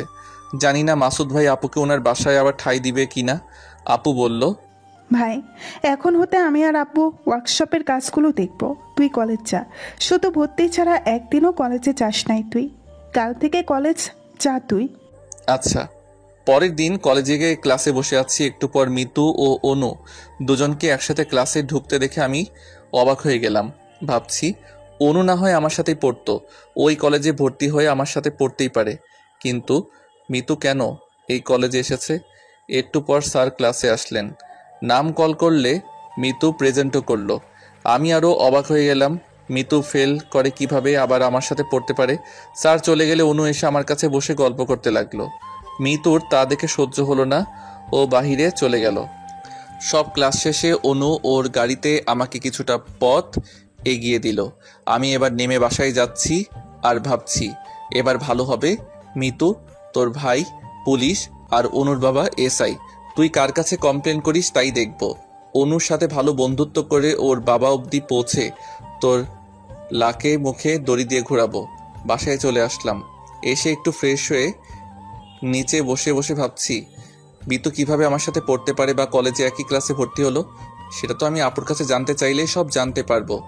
একটু পর দেখলাম আপু একটা বাজার ভর্তি ব্যাগ হাতে নিয়ে বাসায় ফিরলেন। আপু আমাকে দেখে জানতে চাইলো, ভাই কলেজ হতে কখন ফিরলি? এই তো আপু একটু আগে। ও আচ্ছা, তাহলে তুই একটু বস, আমি রান্নার কাজটা সেরে ফেলি। রান্না করে খেয়ে আবার আব্বুর জন্য খাবার নিয়ে যেতে হবে। আপু রান্না করছে আর আমি গিয়ে ওর আশেপাশে ঘুরঘুর করছি, যার জন্য মাসুদ ভাই আপু ও আমাকে বাসা থেকে বের করে দিল। আমি তার কথায় আপুর কাছে কিভাবে জানতে চাইব বুঝছি না। আপু যদি আবার বিষয়টা অন্যভাবে নিয়ে বসে। ভাই কিছু বলবি? না আপু, তো রান্না করা দেখবো তাই আর কি। আপুর কাছে জানতে চাইলাম না, ভাবলাম অনুর কাছে সব জেনে নিব। আপুকে রান্নার কাজে সাহায্য করলাম। রান্নার কাজ শেষ, হাত মুখ ধুয়ে এসে আপু ও আমি খেতে বসেছি। খাবারের থালা হাতে নিয়ে আপুর দিকে চেয়ে চেয়ে ভাবছি আপু এই 10টা দিন কতই না সুখে ছিল, আজ আমার জন্য আবার এসব খাবার খেতে বসেছে। ওকে নিজের স্বামীর ঘর ছাড়তে হয়েছে। কি হয়েছে ভাই? তখন থেকে তোকে দেখছি কেমন যেন দেখাচ্ছে। আপু আমার জন্যই আজকে তোর এই অবস্থাটা হলো, আমার জন্যই আজকে তোকে বাসায় এসে এসব খাবার খেতে হচ্ছে। তোর জন্য কেমন হবে ভাই? আমার ভাগ্যে সব লেখা ছিল, তাই হয়েছে। আর এই বাসায় যখন আমি এমনি বেড়াতে আসতাম তখন কি আমি এসব খাবার খেতাম না বল? ওনার রাগ হয়েছে, রাগটা কমলেই দেখবি আমাকে নিতে আসবেন। ভাই তুই এসব ভাবিস না, খেয়ে নে তো। কোথায় আমি আপুকে সান্ত্বনা দিব তা নয়, আপুই আমাকে উল্টো সান্ত্বনা দিয়ে বসলো। খাওয়া দাওয়া শেষ করে আপু আব্বুর জন্য খাবার নিয়ে যাবে কি? আমি বললাম আপু তুই সকাল থেকে কাজ করে বাজার করে বাসায় ফিরলি রান্না করে, আবার এখন আব্বুর কাছে খাবার নিয়ে যাবি। বরং আমি আব্বুর কাছে খাবার নিয়ে যাচ্ছি, তুই এখন ক্লান্ত, একটু বিশ্রাম কর। খাবারগুলো একটা ব্যাগে করে নিয়ে আমি রাস্তা দিয়ে আসছি। পিছন থেকে একটা গাড়ি এসে বারবার হর্ন বাজাচ্ছে। আমি রাস্তায় এক পাশে গিয়ে চলে যাওয়ার জায়গা করে দিচ্ছি, না যেয়ে তবুও হর্ন বাজিয়ে যাচ্ছে। পিছনে ফিরে বলতে লাগলাম গাড়ি যাওয়ার মতো তো যথেষ্ট জায়গা আছে, তবু পিছন পিছন এসে এমন হর্ন বাজাচ্ছেন কেন? সমস্যা কি আপনার? একটু খেয়াল করে দেখলাম, আরে এটা তো অনু। কি ব্যাপার আবির, মাথায় তো গরম যে? এমনিতে একটু দুষ্টামি করছিলাম আর কি। ও বুঝলাম। কোথায় যাচ্ছ? আর ব্যাগে কি? আব্বুর কাছে খাবার নিয়ে যাচ্ছি। ওহ এসো, আমি এগিয়ে দিয়ে আসি। না, আমি হেঁটেই চলে যাব। আরে আমি তো এই দিক দিয়েই যাব, আসো তো। উঠে পড়লাম গাড়িতে। আচ্ছা আবির, খাবার দেওয়ার পর তোমার কি ওইখানে কোনো কাজ আছে? না, কাজ তো নেই। তাহলে চলো না, খাবার দিয়ে এসে আমরা একটু গাড়ি করে ঘুরি। না, এসব কি বলো তুমি? সবাই দেখলে কি বলবে? কি বলবে? আমরা তো বেস্ট ফ্রেন্ড, আমরা একসাথে ঘুরতে পারি না নাকি? আমি ভাবছি আমি আবার অনুর বেস্ট ফ্রেন্ড হয়ে গেলাম কবে থেকে। প্লিজ প্লিজ চলো না, আমি ওর কথায় রাজি হয়ে গেলাম। আব্বুকে খাবার দিতে আমি ভিতরে গেলাম, ও গাড়ি নিয়ে বাইরে দাঁড়িয়ে থাকলো। খাবার দিয়ে আব্বুকে বলে ক্যাশ হতে কিছু টাকা নিয়ে আসলাম, কেননা টাকা লাগতেই পারে। গাড়িতে এসে বসলাম। অনু আর আমি অনেকক্ষণ ঘোরাঘুরি করলাম। ও বলল চলো এবার আমরা কিছু খাবো। এক দামি হোটেলের সামনে অনু গাড়ি দাঁড় করালো। অনু, আমি না খেয়ে এসেছি, আজকে না খাই, অন্য একদিন খাবোনি। মানুষ শুধু খেতেই কি খেতেই যায় নাকি? তাহলে চলো, গিয়েই বুঝবে। অনু আগে আগে আর আমি ওর পিছনে পিছনে গিয়ে হোটেলে ঢুকলাম। ও ওয়েটারকে ডেকে অর্ডার করা শুরু করে দিল। এতক্ষণে বুঝলাম ও কেন আমাকে লিফট দিল। ও হোটেলে নিয়ে আসলো, তার কারণটা কি? আমাকে বলল তুমি কি খাবে, একটা কিছু অর্ডার করে দাও, কফি হলেও চলবে। আচ্ছা অনু, তোমাকে একটা কথা বলার ছিল। বলো। আচ্ছা, আমার জানা মতে মিতু তো ফেল করেছিল, ও কিভাবে আমাদের সাথেই পড়ছে? কেন তুমি জানো না? মিতুর আইসিটিতে 2 মার্কের জন্য ফেল এসেছিল, পরে ও বোর্ড চ্যালেঞ্জ করেছিল, কোনো রকম পাস এসেছে আর কি। ও আচ্ছা। আবির, আমরা তো বেস্ট ফ্রেন্ড, সো তুই করে বললে তোমার কি কোনো সমস্যা হবে? আরে না, সমস্যা কেন হবে? Thank you. নাও এবার খাওয়া শুরু করো। মানে এসব তো তুমি খাবে বলে অর্ডার করলে? আরে না, এগুলো তোমার জন্য অর্ডার করেছি, আর তুমি যা খেতে চেয়েছো আমি তা খাবো। আমি কিছুই বুঝলাম না অনু, এমন কেন করলো? খাওয়া শুরু করলাম, এক হাত দিয়ে খাচ্ছি আর অন্য হাতে পকেটে ঢুকিয়ে দিয়ে টাকাগুলো নাড়ছি আর ভাবছি রক্ষা করো প্রভু, না জানি আজকে কত অপমান হতে হবে। আমার যেন খাবারগুলো ভিতরে যাচ্ছে না, গলায় গিয়ে আটকে যাচ্ছে। খাবার নয়, মনে হচ্ছে অপমান গিলে খাচ্ছি। কি হলো, খাও। আসলে অনু, তুমিও যদি আমার সাথে খেতে তাহলে ভালো হতো আর কি। অনুও আমার সাথে খাওয়া শুরু করলো। খাওয়া শেষ, ওয়েটার বিল দিল। 1600 টাকা বিল হয়েছে। আমি জানি আমার পকেটে মাত্র 500 টাকা রয়েছে, বাকি 1100 টাকা কোথা হতে আসবে? বিলের কাগজ নিয়ে আমি যেন ঘামতে শুরু করে দিলাম টেনশনে। দেখি কত টাকা বিল এসেছে। মাত্র 1600 টাকা, এই নিন বিল। অনু থাক না, আমি বিল দিয়ে দিচ্ছি। টাকা নাই তবু বললাম আর কি। অনু আমাকে বাসা অবধি নামিয়ে দিয়ে কাল কলেজ যাব কিনা জানতে চেয়ে চলে গেল। আমি বাসায় এসে দেখছি আপু শুয়ে আছে। আপুর মুখের দিকে খেয়াল করতে লক্ষ্য করলাম ওর চোখের নিচ দিয়ে কালচে দাগ পড়া শুরু হয়ে গিয়েছে। একটু পর এক ব্যক্তি এসে একটা লেটার দিয়ে গেল। আমি খুলে পড়তেই যা পড়লাম, সত্যি আমি নিজের চোখকে বিশ্বাস করতে পারছি না। ফেরেস্তার মতো একটা মানুষ এটা করতে পারে কিভাবে আমার মাথায় ঢুকছে না। আমি চেয়ারে বসে পড়লাম। চিঠি খুলে পড়ে দেখি এটা আমার আপুর ডিভোর্স লেটার। মাসুদ ভাই আপুকে ডিভোর্স দিয়ে একটা সই চেয়েছেন। আমার মাথাটা যেন ঘুরতে লাগলো। আপু ঘুম থেকে উঠলে আমি ভাই হিসাবে কিভাবে কাগজখানা ওকে ধরিয়ে দিয়ে বলবো, আপু ভাই তোকে ডিভোর্স লেটার পাঠিয়েছেন। আপু সারা জীবন কত কষ্ট করে আমাকে মানুষ করেছে, কত কষ্টই না সহ্য করেছে, কিন্তু আজ কি ও এই কষ্টটা সহ্য করতে পারবে? পারবি কি? যে মানুষটার জন্য নিজে জীবন দিতে বসেছিল ওই মানুষটাও কত কষ্ট করে তাকে ভালো করেছে এসব ভুলে থাকতে। আমি চিঠিটা টেবিলে রেখে মুখে হাত দিয়ে মাথা নিচু করে কান্না করতে শুরু করে দিলাম। এই কি হয়ে গেল? আমার জন্য আপুর এমন মধুর সংসারটা আজ ভেঙে গেল। একটু পর, ভাই তোর কি হয়েছে? তুই এভাবে বসে থেকে কাঁদছিস কেন? আমি গিয়ে আপুর পা চেপে ধরতে গেলে ও আমাকে আটকে দিয়ে বলল, আরে এসব কি করছিস, কি হয়েছে বল। আপুর হাত চেপে ধরে ক্ষমা চাইলাম। আপু আমাকে মাফ করে দাও প্লিজ, আজ আমার জন্য তোর। ভাই কি হয়েছে বল। আমি একটু টেবিলের দিকে তাকালাম। আপু বুঝতে পেরে ডিভোর্স লেটারটি পড়তে শুরু করে দিল। আমি মেঝেতে হাঁটু গেড়ে বসে পড়লাম। একটু পর আপুর হাতে ওতে ডিভোর্স লেটারটি মাটিতে পড়ে গেল। ও বিছানায় চুপ করে বসে পড়ল। আমি গিয়ে ওর পা দুটো জড়িয়ে ধরলাম। আপু আমাকে মাফ করে দে, আজ আমার জন্য। আমার মাথাটি আপু জড়িয়ে ধরে বলল, ভাই যে মানুষটার সাথে সারা জীবন কাটাবো ভেবে হাতটা ধরেছিলাম, আজ সে আমার হাতটা এভাবে ছেড়ে দিবে আমি ভাবি নাই। এভাবে আমাকে পর করে দিল ভাই। কি বলবো, কি সান্ত্বনা দিব, কোনো ভাষাই খুঁজে পাচ্ছি না। শুধু চোখের পানি বয়ে যেতে থাকলো। ভাই তুই নিজেকে দোষ দিস না, আমার ভাগ্যের লিখন সব।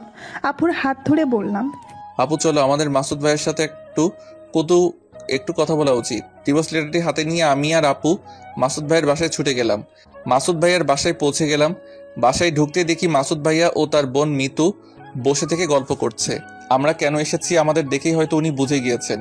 উনি দাঁড়িয়ে গেল। আপু ওনার একটু কাছাকাছি গেল। অন্যদিকে আমি চোখে জল নিয়ে মিতুর দিকে তাকিয়ে রইলাম। তুমি এটা কি করতে চাচ্ছ? এভাবে তুমি আমাকে পর করে দিবা? আমার হাতটি এভাবে ছেড়ে দিতে পারবা? মাসুদ ভাইয়া কিছু না বলে আপুর হাতে থাকা ডিভোর্স পেপারটি নিয়ে দেখলেন আপু তাতে সাইন করেছেন কিনা। আপু সাইন করেননি দেখে উনি নিজের পকেট থেকে একটা কলম বের করলেন। কলম সহ কাগজটা আপুর দিকে বাড়িয়ে দিয়ে বললেন, সাইন করো। আপু কিছু না বলে শুধু ওনার দিকে চেয়ে রইল।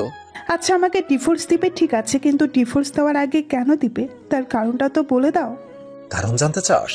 কারণ হলো তোর সাথে আমার যায় না। তোর স্ট্যাটাস আর আমার স্ট্যাটাস সম্পূর্ণ আলাদা। এখন স্ট্যাটাসের কথা বলছো? বিয়ের আগে তো আমি তোমাকে এইসব কথা বলেছি, তখন তুমি কি বলেছিলে? এত তাড়াতাড়ি ভুলে গিয়েছো সব? না, কিছুই ভুলে যায়নি। তখন তো আমি পুরো আবেগে ভরপুর ছিলাম। বুঝি নেই যে তোর মতো এতিম মিসকিনদের সাথে আমার সংসার হবে না। তুই বউ তো দূরের থাক, আমার বাসায় কাজের মেয়ে হওয়ারও যোগ্য না। সাইন করবি নাকি জোর করে সাইন করে নিয়ে ঘাড় ধাক্কা মেরে বাড়ি থেকে বার করে দিব? প্লিজ তুমি এভাবে বলো না, আমি তোমার পায়ে পড়ি। বলে আপু ওনার পা ধরতে যাবে কি উনি একটু সরে গেলেন। আপুও সরে গিয়ে পা চেপে ধরলে আপুকে উনি একটা লাথি মেরে দিল। আমার আর যেন সহ্য হলো না। ব্যাস, অনেক হয়েছে। মাসুদ সাহেব, আইন অনুযায়ী আপুর গায়ে হাত তোলার জন্য আপনার আর এখন কোনো অধিকার নেই, কেননা আপনি আপুকে ডিভোর্স দিয়ে দিয়েছেন। আজ যাকে লাথি মেরে কুকুরের মতো দূরে সরিয়ে দিচ্ছেন, মনে রাখবেন তার জন্যই আজও আপনার দেহে প্রাণটা রয়েছে। আপনার জন্য সে নিজের জীবনটা দিতে বসেছিল। যে বোনকে নিয়ে আজ আপনি এত নাচছেন, মনে রাখবেন একদিন তার জন্য আপনার মুখে চুনকালি পড়বে। আর মিতু, আজ তো তুমি খুব খুশি তাই না? তোমার মিথ্যা অভিনয়টা তোমার ভাইয়ের চোখে এমনভাবেই পটি হিসেবে লেগে দিয়েছ যা হয়তো আর সরবে না। যেদিন তোমাকে তোমার স্বামী ডিভোর্স করবে সেদিনই বুঝবে একটা মেয়েকে তার স্বামী বিনা দোষে ডিভোর্স দিলে তাতে ঠিক কতটা কষ্ট হয়। নে আপু, সই করে দে। আপু ডিভোর্স পেপার ও কলম হাতে নিয়ে বলল, না ভাই, ওনাকে আমি অনেক ভালোবাসি, আমি তা পারবো না। আমি তোমাকে কোনোদিনও ডিভোর্স দিব না, ভয় পেও না। কেননা আমি তোমার সামনে এসে কখনো আর স্ত্রীর অধিকার নিয়ে দাঁড়াবো না। শুধু তোমার কাছে আমার একটা অনুরোধ রইল। আমি যেদিন মরে যাব ওই দিন শুধু স্বামী হিসাবে তোমার পায়ের ধুলোটুকু দেওয়ার জন্য আমার জানাজার নামাজে গিয়ে দাঁড়ায়ও। চলো ভাই। মাসুদ সাহেব, যাওয়ার আগে একটা কথা বলে যাচ্ছি। ওই দিন সত্যি সবটাই আপনার বোনের সাজানো নাটক ছিল। আর হ্যাঁ, একদিনেই এতিম মিসকিন আর এতিম মিসকিন থাকবে না। একদিন ঠিকই এরা নিজেদের ভাগ্যটাকে লিখবে। আবার ডিভোর্স লেটারটি নিয়ে বাসায় চলে আসলাম। এসে দেখি আব্বু বিছানায় বসে রয়েছেন। আপু ও আমি গিয়ে আব্বুর দুই পায়ে দুই পাশে বসলাম। কি হয়েছে বাবা তোদের? আপু ডিভোর্স লেটারটা আব্বুকে দিল। উনি পড়ে দেখে কিছুক্ষণ চুপ করে থেকে বললেন, বাবা, এসব ধনী মানুষেরা আমাদের মতো মানুষদের সাথে শুধু স্বার্থের জন্যই মিশে। যেমনটা আমাকে ওই দিন ফাঁসিয়ে তোদের থেকে আলাদা হতে বাধ্য হয়েছিল। তোরা বাসায় নেই দেখে ভাবলাম আমি রান্নার কাজটা সেরে ফেলি। নিজ হাতে রান্না করেছি, চল তোদের দুজনকে আমি আজ খাইয়ে দিব। আব্বু রান্না করছে শুনে আমি কিছুটা অবাক হলাম। আপু না খেতে চাইলেও আমার আব্বুর জোরাজোরিতে রাজি হয়ে গেল। আব্বু আমাকেও আপুকে খাইয়ে দিচ্ছে। প্রথমবার খাবার মুখে দিতে এতটা স্বাদ লাগলো যে আমি অবাক হয়ে ভাবতে লাগলাম, আব্বু এত সুন্দর রান্না পারেন। এভাবে বেশ কিছুদিন কেটে গেল। আব্বু এসে একদিন বলল, তুই কলেজ যাস না, তাই প্রতিদিন অনু নামের একটা মেয়ে এসে আমার কাছে কলেজ কেন যাস না তা জানতে চায়। আজ এসে বলল তোদের পরীক্ষার নাকি আর বেশি দিন নাই, কাল থেকে তুই কলেজ যা। আব্বু, আমি আর পড়াশোনা করব না। আপু, তুমি আমাদের ওয়ার্কশপে কাজ করব। না ভাই, পড়াশোনা বাদ দিস না, তুই বরং পড়াশোনার পাশাপাশি একটু আমাদের সাথে থাকিস। তাহলে আব্বু আর আমিই পারবো সব দেখাশোনা করতে। আচ্ছা, তাহলে কাল থেকে আমি কলেজে যাব।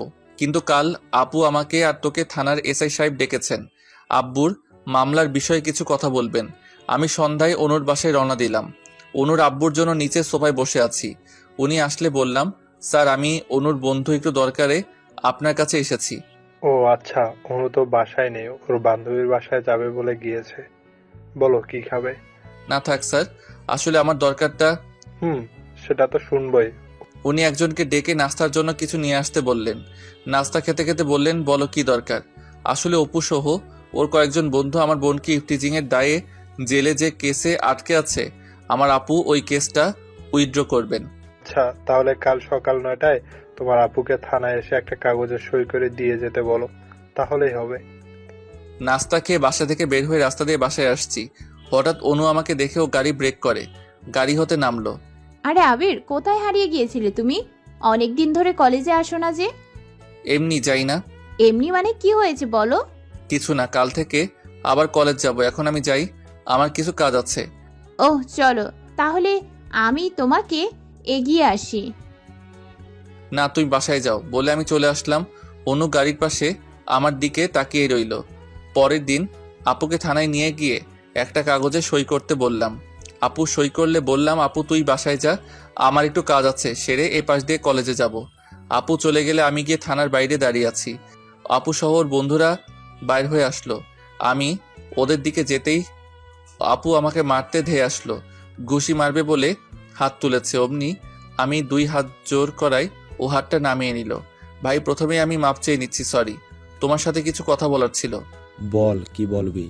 ভাই আমি জানি তুমি হয়তো ভাবছো আমি আর আমার বোন যে এসব করেছি, তা কিন্তু সত্যি নয়। মানেটা হলো মিতুর ভাই আমাদেরকে এগুলো করতে বাধ্য করেছিল। ওই দিন পার্কের মধ্যে মিতুকে চড় মারতে মিতুর ভাই আমাকে বলেছিল এইসব মিতুর ভাইয়ের খেলা, তোমার থেকে ওনার বোনকে দূরে সরে রাখবে বলেই উনি এসব করেছেন। মিতু তোমাকে সত্যি ভালোবাসে। ধুর, ওর ভালোবাসা, এতদিন জেলে আছি একটাবার খোঁজ নিয়ে দেখিনি। ওই সালের জন্যই আজ আমার জেল খাটা লাগলো। আর ওকে কে ভালোবাসে? আমি ওর সাথে ভালোবাসার নাটক করেছি ওর বাবার টাকা পয়সার লোভে। ভেবেছিলাম বিয়ে করে সব হাতিয়ে নেব, কিন্তু সালি এখন পাল্টি মেরে দিয়েছে। না ভাই মারিনি, ও এখনো ভালোবাসে তোমায়। ওর ভালোবাসা বার করব। তাই এখন ভাই, এখন আমাকে মাফ করে দাও প্লিজ। তোর কোনো দোষ নেই, তোর সাথে আমার কোনো শত্রুতা নেই। আমার শত্রুতা মিতু ও ওর ভাইয়ের সাথে। দুই ভাই বোনকে জব্দ করব মিতুকে বিয়েটা করে। আমি তাহলে এখন আসি ভাই। যা, আর ভালো থাকিস। বাসায় আসলাম একটু পর, আপুর ফোন বাজলে আমি কি দেখলাম মাসুদ ভাই ফোন করেছে। আমি আস্তে করে ফোনটা কেটে দিয়ে নম্বরটা ব্ল্যাক লিস্টে দিয়ে দিলাম। কে ফোন করেছিল ভাই? সিম অফিস থেকে আপু। ও, আমি মনে মনে বলছি মাসুদ ভাই নিশ্চয়ই ফোন ধরলে বলতো লাবণ্য তুমি এটা কি করেছো, অপুর কেসটি তুমি। ছি লাবণ্য, ভাবছি মিস্টার মাসুদ সাহেব, এবার তুই বুঝবি অপু যখন তোর বোনকে বিয়ে করে ঘাড়ে লাথি মেরে বাসা থেকে বের করে দিবে, তখন বুঝবি বোনের ডিভোর্সটা কতটা কষ্টের হয়। আর মিতু, তুই আমার জীবন নিয়ে খেলেছিস, আমার আপুর সংসারটা নাটক করে ভেঙেছিস না। এবার দেখ তোর সাথেও কি হয়, তুইও বুঝবি। শুধু সময়ের অপেক্ষা। একটু পর আপু এসে জানতে চাইলো আমি কেন কলেজ না গিয়ে বাসায় এসে পড়েছি। আপু কলেজ যেতে ভালো লাগছিল না, তাই কলেজ না যেয়ে থানা থেকে বাসায় চলে আসলাম। ও, তাহলে কাল থেকে আবার কলেজে যাস। আর আব্বুও বলছিল আজ নাকি উনি ওয়ার্কশপে যাবেন না, আব্বু বাজারে গিয়েছেন কিছু ভালো বাজার করতে। উনি বাজার থেকে আসলে আজকে আমরা একসাথে রান্না করে খেয়ে বাসা থেকে অনেক গল্প করব। আব্বু বাজার নিয়ে আসলে আপু রান্না সেরে ফেললো। খাওয়া দাওয়া শেষে বসলাম গল্প করতে। আব্বু আমাদের অনেক ভালো ভালো গল্প শোনালো। এক পর্যায়ে আপু বলল, ভাই আমরা আমাদের ভাগ্যটা লিখবো বলে যে কাজটা শুরু করেছি, হয়তো কিছু সমস্যা বা আমার জন্য তা অসমাপ্ত রয়ে গিয়েছে। এবার আমাদের সেই অসমাপ্ত কাজটি সমাপ্ত করতে হবে। কাল থেকে আপু আমি একবারে ভালো মতো কাজে লেগে পড়বো, আর তুইও আমাদের পাশেই থাকবি পড়াশোনার পাশাপাশি। আচ্ছা আপু। আর শোন, আর একটা কথা, এবার আমরা আমাদের ভাগ্যটাকে লিখবই, যত বাধাই আসুক না কেন আমরা পিছুপা হব না। আপুর কথা শুনে মনে হলো আপু যেন এবার উঠে পড়ে লেগেছে। আপুর চোখ মুখে যেন আজকে অন্য কিছুর ছায়া। ও মনে হয় মাসুদ ভাইয়ার সব কথাগুলো মুখ বুজে সহ্য করেছে, শুধু সময় হলে তার উচিত জবাবটা দেওয়ার জন্য। গল্প শেষ হলো। আমি এসে আজ একটু পড়ার টেবিলে পড়াশোনার জন্য বসলাম। পড়া শেষ করে শুয়ে শুয়ে ভাবছি আপু ঠিকই বলেছে, এবার আমাদের ভাগ্যটা লিখতেই হবে, ভাঙতে হবে মিতু ও ওর ভাইয়ের অহংকার। মিতুকে উচিত শিক্ষাটা অপুই দিবে, আমি শুধু অপুকে নিয়মিত উস্কানিটা মেরে যাব। ভাবতে ভাবতে কখন যেন ঘুমিয়ে পড়লাম। সকালে উঠে ফ্রেশ হয়ে খাওয়া দাওয়া শেষ করলাম, করে আপু ও আব্বুর সাথে ওয়ার্কশপে গেলাম। গিয়ে দেখি আজ আপু সবাইকে বেশ প্রণোদনামূলক কথা বলছে। ও যেন চাইছে সব কর্মীরা আজ কাজ করার জন্য একেবারে জেগে উঠুক, সবাই সবার সর্বত্রটা দিক। একটু পর আপুর সাথে আমিও যোগ দিলাম। সবাই আমাদের যথেষ্ট আশ্বাস দিলেন। আপু আমায় এবার কলেজ যেতে বললেন। আমি বাসায় এসে একটু রেডি হয়ে কলেজের উদ্দেশ্যে রওনা দিলাম। হঠাৎ বুঝলাম পিছন থেকে কে যেন বারবার বাইকের হর্ন বাজাচ্ছে। ঘুরে তাকাতেই দেখি অপু। কি আবির, কলেজে যাচ্ছিস নাকি? কলেজ যাচ্ছি। তা অনেক দিন পর কলেজ যাচ্ছিস যে, আয় ওঠ পিছনে, আমিও কলেজে যাচ্ছি। অপুর বাইকের পিছনে উঠতে যদিও আমার ভয় করছিল, কিন্তু ওর মুখ চোখ দেখে বুঝলাম ওর কোনো বাজে উদ্দেশ্য বা আমার উপর কোনো রাগ নেই। তাই ওর বাইকের পিছনে উঠে পড়লাম। ও বাইক চালাচ্ছে আর গান বলছে, ওর সাথে আমাকেও গাইতে বলছে, কিন্তু আমি না গিয়ে ওকে উৎসাহ দিয়ে যাচ্ছি। আর ভাবছি আজকে অপুর সাথে কলেজে ঢুকলে আর কেউ না হোক মিতু নিশ্চিত অবাক হয়ে যাবে। যাক ভালোই হবে, তাহলে মিতু চাইবে অপুকে আমার থেকে আলাদা করতে। কলেজ পৌঁছে গেলাম। আমি বাইক থেকে নেমে ক্লাসের দিকে যেতে অপু বলল, আবির দাঁড়া, আমিও তো ক্লাসে যাব। আমি দাঁড়িয়ে গেলাম। পরে দুজনে একসাথে ক্লাসে যেতেই 2 তলায় খেয়াল করে দেখলাম অনু আর মিতু দাঁড়িয়ে রয়েছে।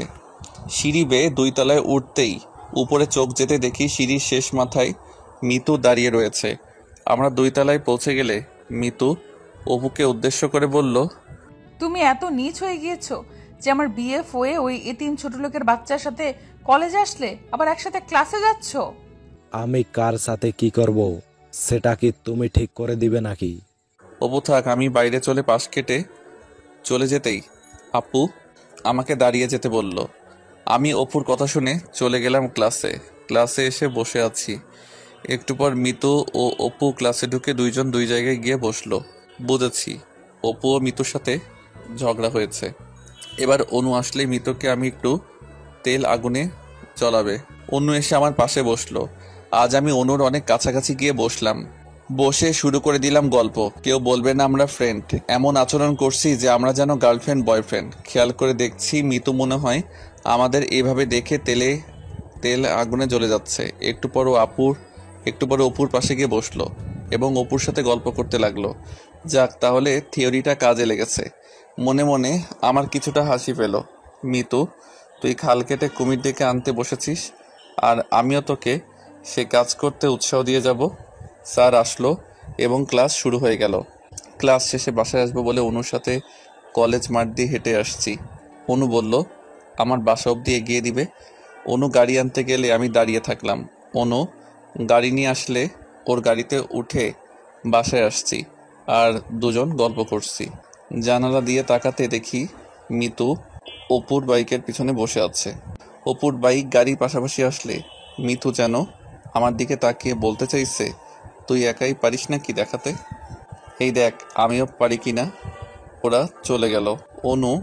অনু আমায় বাসা অবধি এগিয়ে দিয়ে চলে গেল।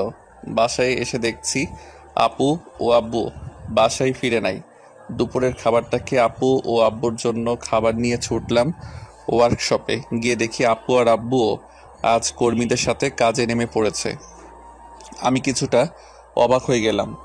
দুপুর পেরিয়ে যাচ্ছে, এখনো খাওয়া দাওয়ার খোঁজ খবর নেই কোনো, অথচ এভাবে কাজ করেই যাচ্ছে।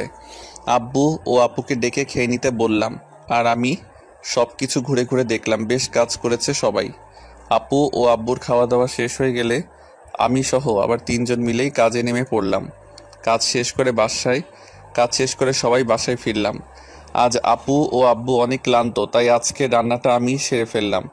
রাতে খেতে বসলে আপু বলল, এভাবে যদি প্রতিদিন কাজ হয় তাহলে খুব বেশি দিন লাগবে না আমাদের ছোট্ট ওয়ার্কশপটা বৃহদায়তন এই রূপ নিতে। আব্বু বলল, ঠিক বলেছিস লাবণ্য। আমরা এভাবেই প্রতিদিন নিজেদের সর্বোচ্চটা দিয়ে কাজ করে যাব। তাহলে একদিন না একদিন উপরওয়ালা ঠিক আমাদের দিকে মুখ তুলে তাকাবেনই। 1 সপ্তাহ পার হয়ে গেল। আপু হিসাব করে জানালো আমাদের 1 সপ্তাহ কাজের ফলেই আমরা আরও 5টি সেলাই মেশিন যোগ করতে পারবো। আমি কিছুটা অবাকই হলাম বটে, তবে এ ছোট্ট সাফল্যর হাত ধরে যে একদিন আমরা আমাদের ভাগ্যটাকে লিখে ফেলবো তার কোনো সন্দেহ নেই। রাতে ঘুমাতে গিয়ে আজ আমার মনটা যেন অন্য কিছু বলছে। আমি একসময় যার পিছনে ছুটেছি সে আমাকে ছুঁড়ে ফেলে দিয়েছে। আজ অনুও আমার পিছনে ছুটছে। অনুকে দেখলে মনে হয় ও আমায় হয়তো অনেক কিছু বলতে চায়, কিন্তু বলতে পারে না। ওকে দেখে মনে হয় ও যেন পুরোটাই মিতুর উল্টো।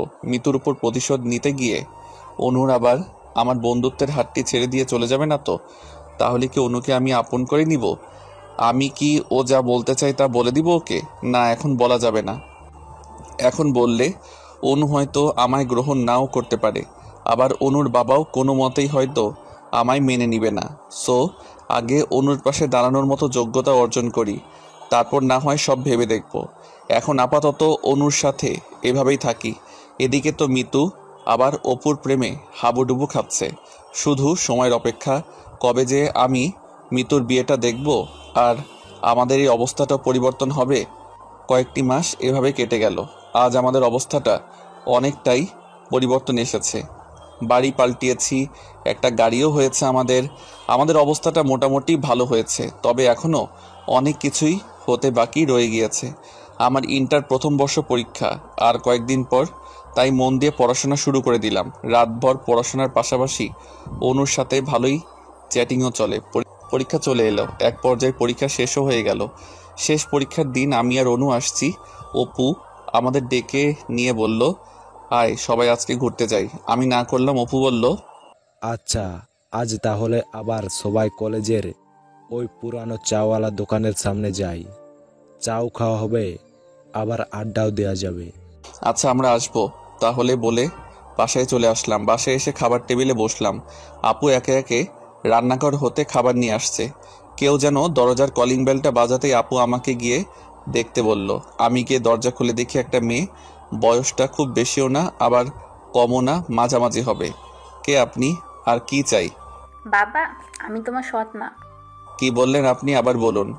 বাবা, আমি তোমার সৎ মা। ও, তার মানে ওই দিন আব্বুকে আপনি আর আপনার বাবা আমাদের থেকে আলাদা করেছিলেন, আর আপুকে, আমাকে, আমার পরিবারকে পথে বসিয়েছিলেন। এখনই এই বাসা হতে বেরিয়ে যান বলছি, নইলে কিন্তু। বাবা, তোমার আব্বুকে একটু ডেকে দাও, ওনার সাথে আমার কিছু কথা আছে, বলেই আমি চলে যাব। আব্বু বাসায় নেই, আর আব্বুর সাথে আপনার কোনো কথা বলার দরকারও নেই, চলে যান বলছি। কি হয়েছে ভাই? বলে আপু এসে ওনার সব কথা শুনে বাসার ভিতরে আসতে বলল। আমি আপুর দয়া দেখে অবাক হয়ে গেলাম, শুধু রাগে আমার হাত পা কামড়াচ্ছে। একটু পর আব্বু আসলো। আব্বু এসেই তো আমার থেকে উনাকে দেখে বেশি রেগে গেলেন, কিন্তু আপুর কথায় আব্বু কিছুটা শান্ত হয়ে গেলেন এবং কি জন্য এসেছে তা জানতে চাইলেন। আমার বাবা হাসপাতালে আছে, ওনার ক্যান্সার হয়েছে। ডাক্তার বলেছে আর বেশি দিন বাঁচবে না উনি। বাবা শেষ ইচ্ছে তোমাকে দেখার, তোমার কাছে ক্ষমা চাওয়ার। প্লিজ আমার সাথে চলো তুমি। আব্বু কিছুতেই রাজি হলেন না। এক পর্যায়ে সৎ মা আমাদের সামনে আব্বুর পা জড়িয়ে ধরলেন। বলো, মেয়ে হয়ে আমি কি আমার আব্বুর শেষ ইচ্ছেটা পূরণ করতে পারি না? তোমার যত ইচ্ছে আমাকে শাস্তি দাও, প্লিজ তবুও একটিবার চলো। আপু এসে ওনাকে তুললেন এবং আপুও আব্বুকে একটু বোঝালেন। অবশেষে আব্বু রাজি হয়ে গেলেন। আমরা সবাই গাড়িতে উঠলাম। আব্বু গাড়ি স্টার্ট দিতেই এক ব্যক্তি এসে গাড়ি জানালা দিয়ে আমাকে একটা কার্ড দিল। আমি কার্ডটি খুলতে অবাক হয়ে গেলাম। কিসের কার্ড ওটা ভাই? মিতু ও অপুর বিয়ের কার্ড। আপু, বলিস কি, উনি কি তাহলে আমাদের মিতুর বিয়ের কার্ড দিয়েছেন? না আপু, এই কার্ড অপু আমায় দিয়েছেন বন্ধু হিসেবে, আর আব্বু সহ আমাদের অবশ্যই ওর বিয়েতে যেতে বলেছেন। ও আচ্ছা। আমি কার্ডটি রেখে দিয়ে ভাবছি, বাহ বাহ, এবার বিয়েটা হবেই তাহলে। বিয়ের পরেই মিতু বুঝবে জ্বালা। কিন্তু মিতুর বিয়ে দিতে মাসুদ সাহেব রাজি হয়ে গেল। কিন্তু কেন রাজি হলো? উনি তো অপুকে দেখতেই পারেন না। আমরা হাসপাতালে পৌঁছে গেলাম। সবাই হাসপাতালে ঢুকলো আর আমি এদিক ওদিক দেখতে থাকলাম। একটু পর আপু আমায় ডাকলেও আমি গেলাম না। দেখা করা শেষে আব্বু ও আপু বেরিয়ে আসলো। বাসায় চলে আসলাম। বাসায় এসে বসে আছি। একটু পর আপু এসে আমার পাশে বসলো। অপুর বিয়েতে যাবি ভাই? আপু, ও বড় মুখ নিয়ে সব ভুলে গিয়ে আমাদেরকে দাওয়াত করেছেন। একদিন আগে যেতে বলেছেন, না গেলে কেমন হয় বলো? আচ্ছা, আমরা তাহলে যাব, আর অপুর বিয়েতে সবচেয়ে দামি গিফটটা আমরাই দিব। আচ্ছা ঠিক আছে। মনে মনে ভাবছি, আমিও তো সেটাই চাই। গিফটটা মিতু ওর ভাই দেখবে আর জলে পড়ে মরবে। হঠাৎ ফোনটি বেজে উঠল। হাতে নিতে দেখে অনু ফোন করেছে। অনু বলো। কেমন আছো? আমরা মিতুর বিয়ে শপিং করতে যাচ্ছি, তুমি আসবে? না অনু, যাও তোমরা। আচ্ছা বলে অনু ফোনটা রেখে দিল। একটা কথা বলবো ভাই? বলো। অনু মনে হয় তোকে অনেক ভালোবাসে, তুই ওর ভালোবাসার অমর্যাদা করিস না। কি বলিস আপু? ওর সাথে কি আমার যায়? আর ও অনেকটা পথ পাড়ি দিতে হবে আমাদেরকে, তারপর না হয় অনুর সাথে আমাদের যাবে। ভাই দেখিস, যাই কি যায় না তা ভেবে যেন অনুকে হারিয়ে বসিস না আবার। ও অনেক মিষ্টি একটা মেয়ে, এত বড় ফ্যামিলির মেয়ে হয়েও আমাদের সাথে মেশে। আপু বাদ দে না, এখন বল অপুর বিয়েতে কি গিফট দেওয়া যায়? আংটি দিব অপুকে, কেমন হবে বল? তুই কি বললি? স্বর্ণের আংটি তো অনেক মূল্যবান হবে। হোক, তাতে কি, আমরা এটাই দিব। কালকে তো অপুর বিয়ে। অপু বারবার ফোন করে আমাদের আজই যেতে বলছিল, তাই আমরা রাজি হয়ে বললাম আচ্ছা তাহলে আমরা সবাই আজই আসছি। আমরা আংটি অর্ডার করে রেখেছিলাম। আমি গহনার দোকানে আংটি আনতে গিয়ে দাঁড়িয়ে আছি। একটু পর মিতুর ভাই মিতুকে নিয়ে ওই একই দোকানে হাজির হলেন। আমি আংটির জন্য 25,000 টাকা বার করে দিতে দোকানদার আরও 1,000 টাকা চেয়ে বসলো, যা অর্ডারের চেয়েও বেশি। আরে প্লিজ বলার কি আছে, এই নিন টাকা। আমি টাকা দিতেই দোকানদার অনেক খুশি হয়ে গেলেন। আংটিটা নিয়ে মাসুদ সাহেবের দিকে একটু ঘুরে তাকিয়ে চলে আসলাম। হয়তোবা উনিও মিতু সহ কিছুটা অবাক হয়ে গেলেন। বাসায় এসে দেখি আপু রেডি হয়ে গেছেন। আপুকে আংটিটা দিয়ে জানতে চাইলাম, আব্বু কোথায়, উনি যাবেন না? ভাই, আব্বু যাবেন না। আব্বু আমাদের দুজনকে যেতে বলল। আচ্ছা আপু, আমি তাহলে রেডি হয়ে আসি। আমি রেডি হয়ে গেলাম। আপুকে নিয়ে একটা ভাড়ায় চালিত গাড়িতে উঠলাম, কেননা আমি এবং আপু দুজনেই এখনও আমাদের গাড়িটা ড্রাইভিং করতে পারি না, এখনও শিখি নাই আর কি। অপুর বাসায় পৌঁছে দেখি পুরো বাড়িতে মানুষে ভরা। আপু আর আমি সন্ধ্যা হলে দাঁড়িয়ে গল্প করছি। একটু পর অনুসহ কয়েকজন মেয়ে অপুকে হলুদ পরাতে আসলো। অপুর বাসায় অনু আমাকে দেখে কিছু একটা বলতে গিয়েও বলল না। ওরা হলুদ পরানো শেষে সবাই চলে গেল। পরের দিন বরযাত্রী সবাই বিয়ে বাড়ি যাওয়ার জন্য রেডি হয়ে গেল। আমরা সবাই চলে গেলাম বিয়ে বাড়িতে। বেশ ধুমধামে বিয়েটা দিচ্ছে। দেখি মাসুদ সাহেব বাসার দরজার সামনে সবাইকে উনি একে একে নিমন্ত্রণ জানাচ্ছে। আমি আর আপু উনার সামনে দিয়ে ঢুকতে গেলেই উনি আমাদেরকে আটকে দিলেন। আমার বোনের বিয়েতে তোদেরকে দাওয়াত দিয়েছে কে? আমি তো তোদের আমার বোনের বিয়ের কোনো কার্ড দেই নেই। ফকিরের মতো বিনা কার্ডে বিনা দাওয়াতে বিয়ে খেতে চলে এসেছিস নাকি তোরা? আমি আর আপু কিছু না বলে চুপ করে দাঁড়িয়ে থাকলাম। মাসুদ সাহেব গলা বাজিয়ে আমাদের বেশ কিছু কথা শোনাতে শুরু করে দিলেন। এমন চেঁচামেচি দেখে অনেক মানুষজন হাজির হয়ে গেল। আমি একজন মানুষকে বললাম, ভিতরে গিয়ে বরকে বলুন আবির নামের এক ছেলেকে বিয়ে বাড়িতে ঢুকতে দিচ্ছে না। লোকটি আমার কথা মতো বরকে বলতে বাড়ির ভিতরে চলে গেল। কয়েক সেকেন্ডের মধ্যেই অপু এসে হাজির হয়ে গেল। কি হয়েছে এখানে? অপু, এই অপমানের জন্যই কি তুই আমাদের তোর বিয়ের কার্ডটা দিয়েছিলি? এতগুলো মানুষের সামনে আমাদের ফকিরের সাথে তুলনা করে কতই না কথা শুনিয়ে দিল তোর শালা। আমি কি শুনছি এসব? সত্যি কি আপনি এগুলো করেছেন? না আসলে মানে আমি কি আমার বন্ধুকে ফকির বলে অপমান করা? এগুলো কি? এই সব চল, এই বিয়ে আমি করব না। মাসুদ সাহেব অপুর হাতটি চেপে ধরলেন। প্লিজ অপু, তুমি এমন করো না। আমার ভুলের শাস্তি আমার বোনটাকে দিও না। তুমি চলে গেলে আমার সব মান সম্মান শেষ হয়ে যাবে। ওকে আপনি সবার সামনে আমার বন্ধুর কাছে মাপ চেয়ে বলুন আপনার ভুল হয়ে গিয়েছে, সরি। অপুর কথা মতো মাসুদ সাহেব আমাদের কাছে মাপ চেয়ে সরি বললেন। আমি ইটস ওকে বললাম। মনে মনে বেশ খুশি হলাম। উনি যখন আমাদের অপমান করছিল আমরা কিসের জন্য চুপ করেছিলাম? শুধু এভাবেই মাসুদ সাহেবের নাকটা কাটবো বলে। বিয়েবাড়িতে ঢুকতেই অনুকে দেখে আমি কিছুটা টাসকি খেয়ে গেলাম। এত সুন্দর করেও সেজেছে যে আমি ওর দিকে তাকিয়ে চোখটা বুঝতেই পারছি না। কি আবির সাহেব, এভাবে কি দেখছেন? না মানে কিছু না, তোমাকে বেশ সুন্দর দেখাচ্ছে এই সাজে। ও আচ্ছা, সুন্দর দেখালে কি লাভ? আর বলুন, যার জন্য সাজি সে তো আর সব বোঝে না। আমি কি বলবো বুঝছি না। অনু যে ইনডাইরেক্টলি এইভাবে কিছু বলবে ভাবতে পারি নাই। আচ্ছা, আমি একটু ওই দিকটায় যাই বলে অনুর সামনে থেকে কেটে পড়লাম। কি ব্যাপার, আপুকে কোথাও দেখছি না কেন? কোথায় গেল বলে খুঁজতে আপুকে একপাশে দেখলাম দাঁড়িয়ে রয়েছে। আপুর কাছে যেতে দেখি আপুর চোখে পানি। আপু, কি হয়েছে তোর? কিছু না ভাই। তাই আমি আর আপুকে কিছু বললাম না। আপু কেন কাছে তা জানি, তাই আমি আপুকে কিছু বললাম না। বিয়ে শেষ হয়ে গেল। পরের দিন সন্ধ্যায় আমি আর আপু বাসায় চলে আসলাম। ভাই, দেখেছি সোনার কি রাগ আমাদের উপর, কিভাবে না আমাদেরকে অপমানটা করলেন। আপু বাদ দে তো, উনিও তো কম অপমান হলেন না। ভাই। 3 দিন পর আমি রুমে বসে থেকে পড়ছি, হঠাৎ আব্বু চিৎকার দিয়ে উঠল। কি হয়েছে দেখতে বাইরে যেতে দেখি আব্বু আপুকে মাটি থেকে তুলছেন।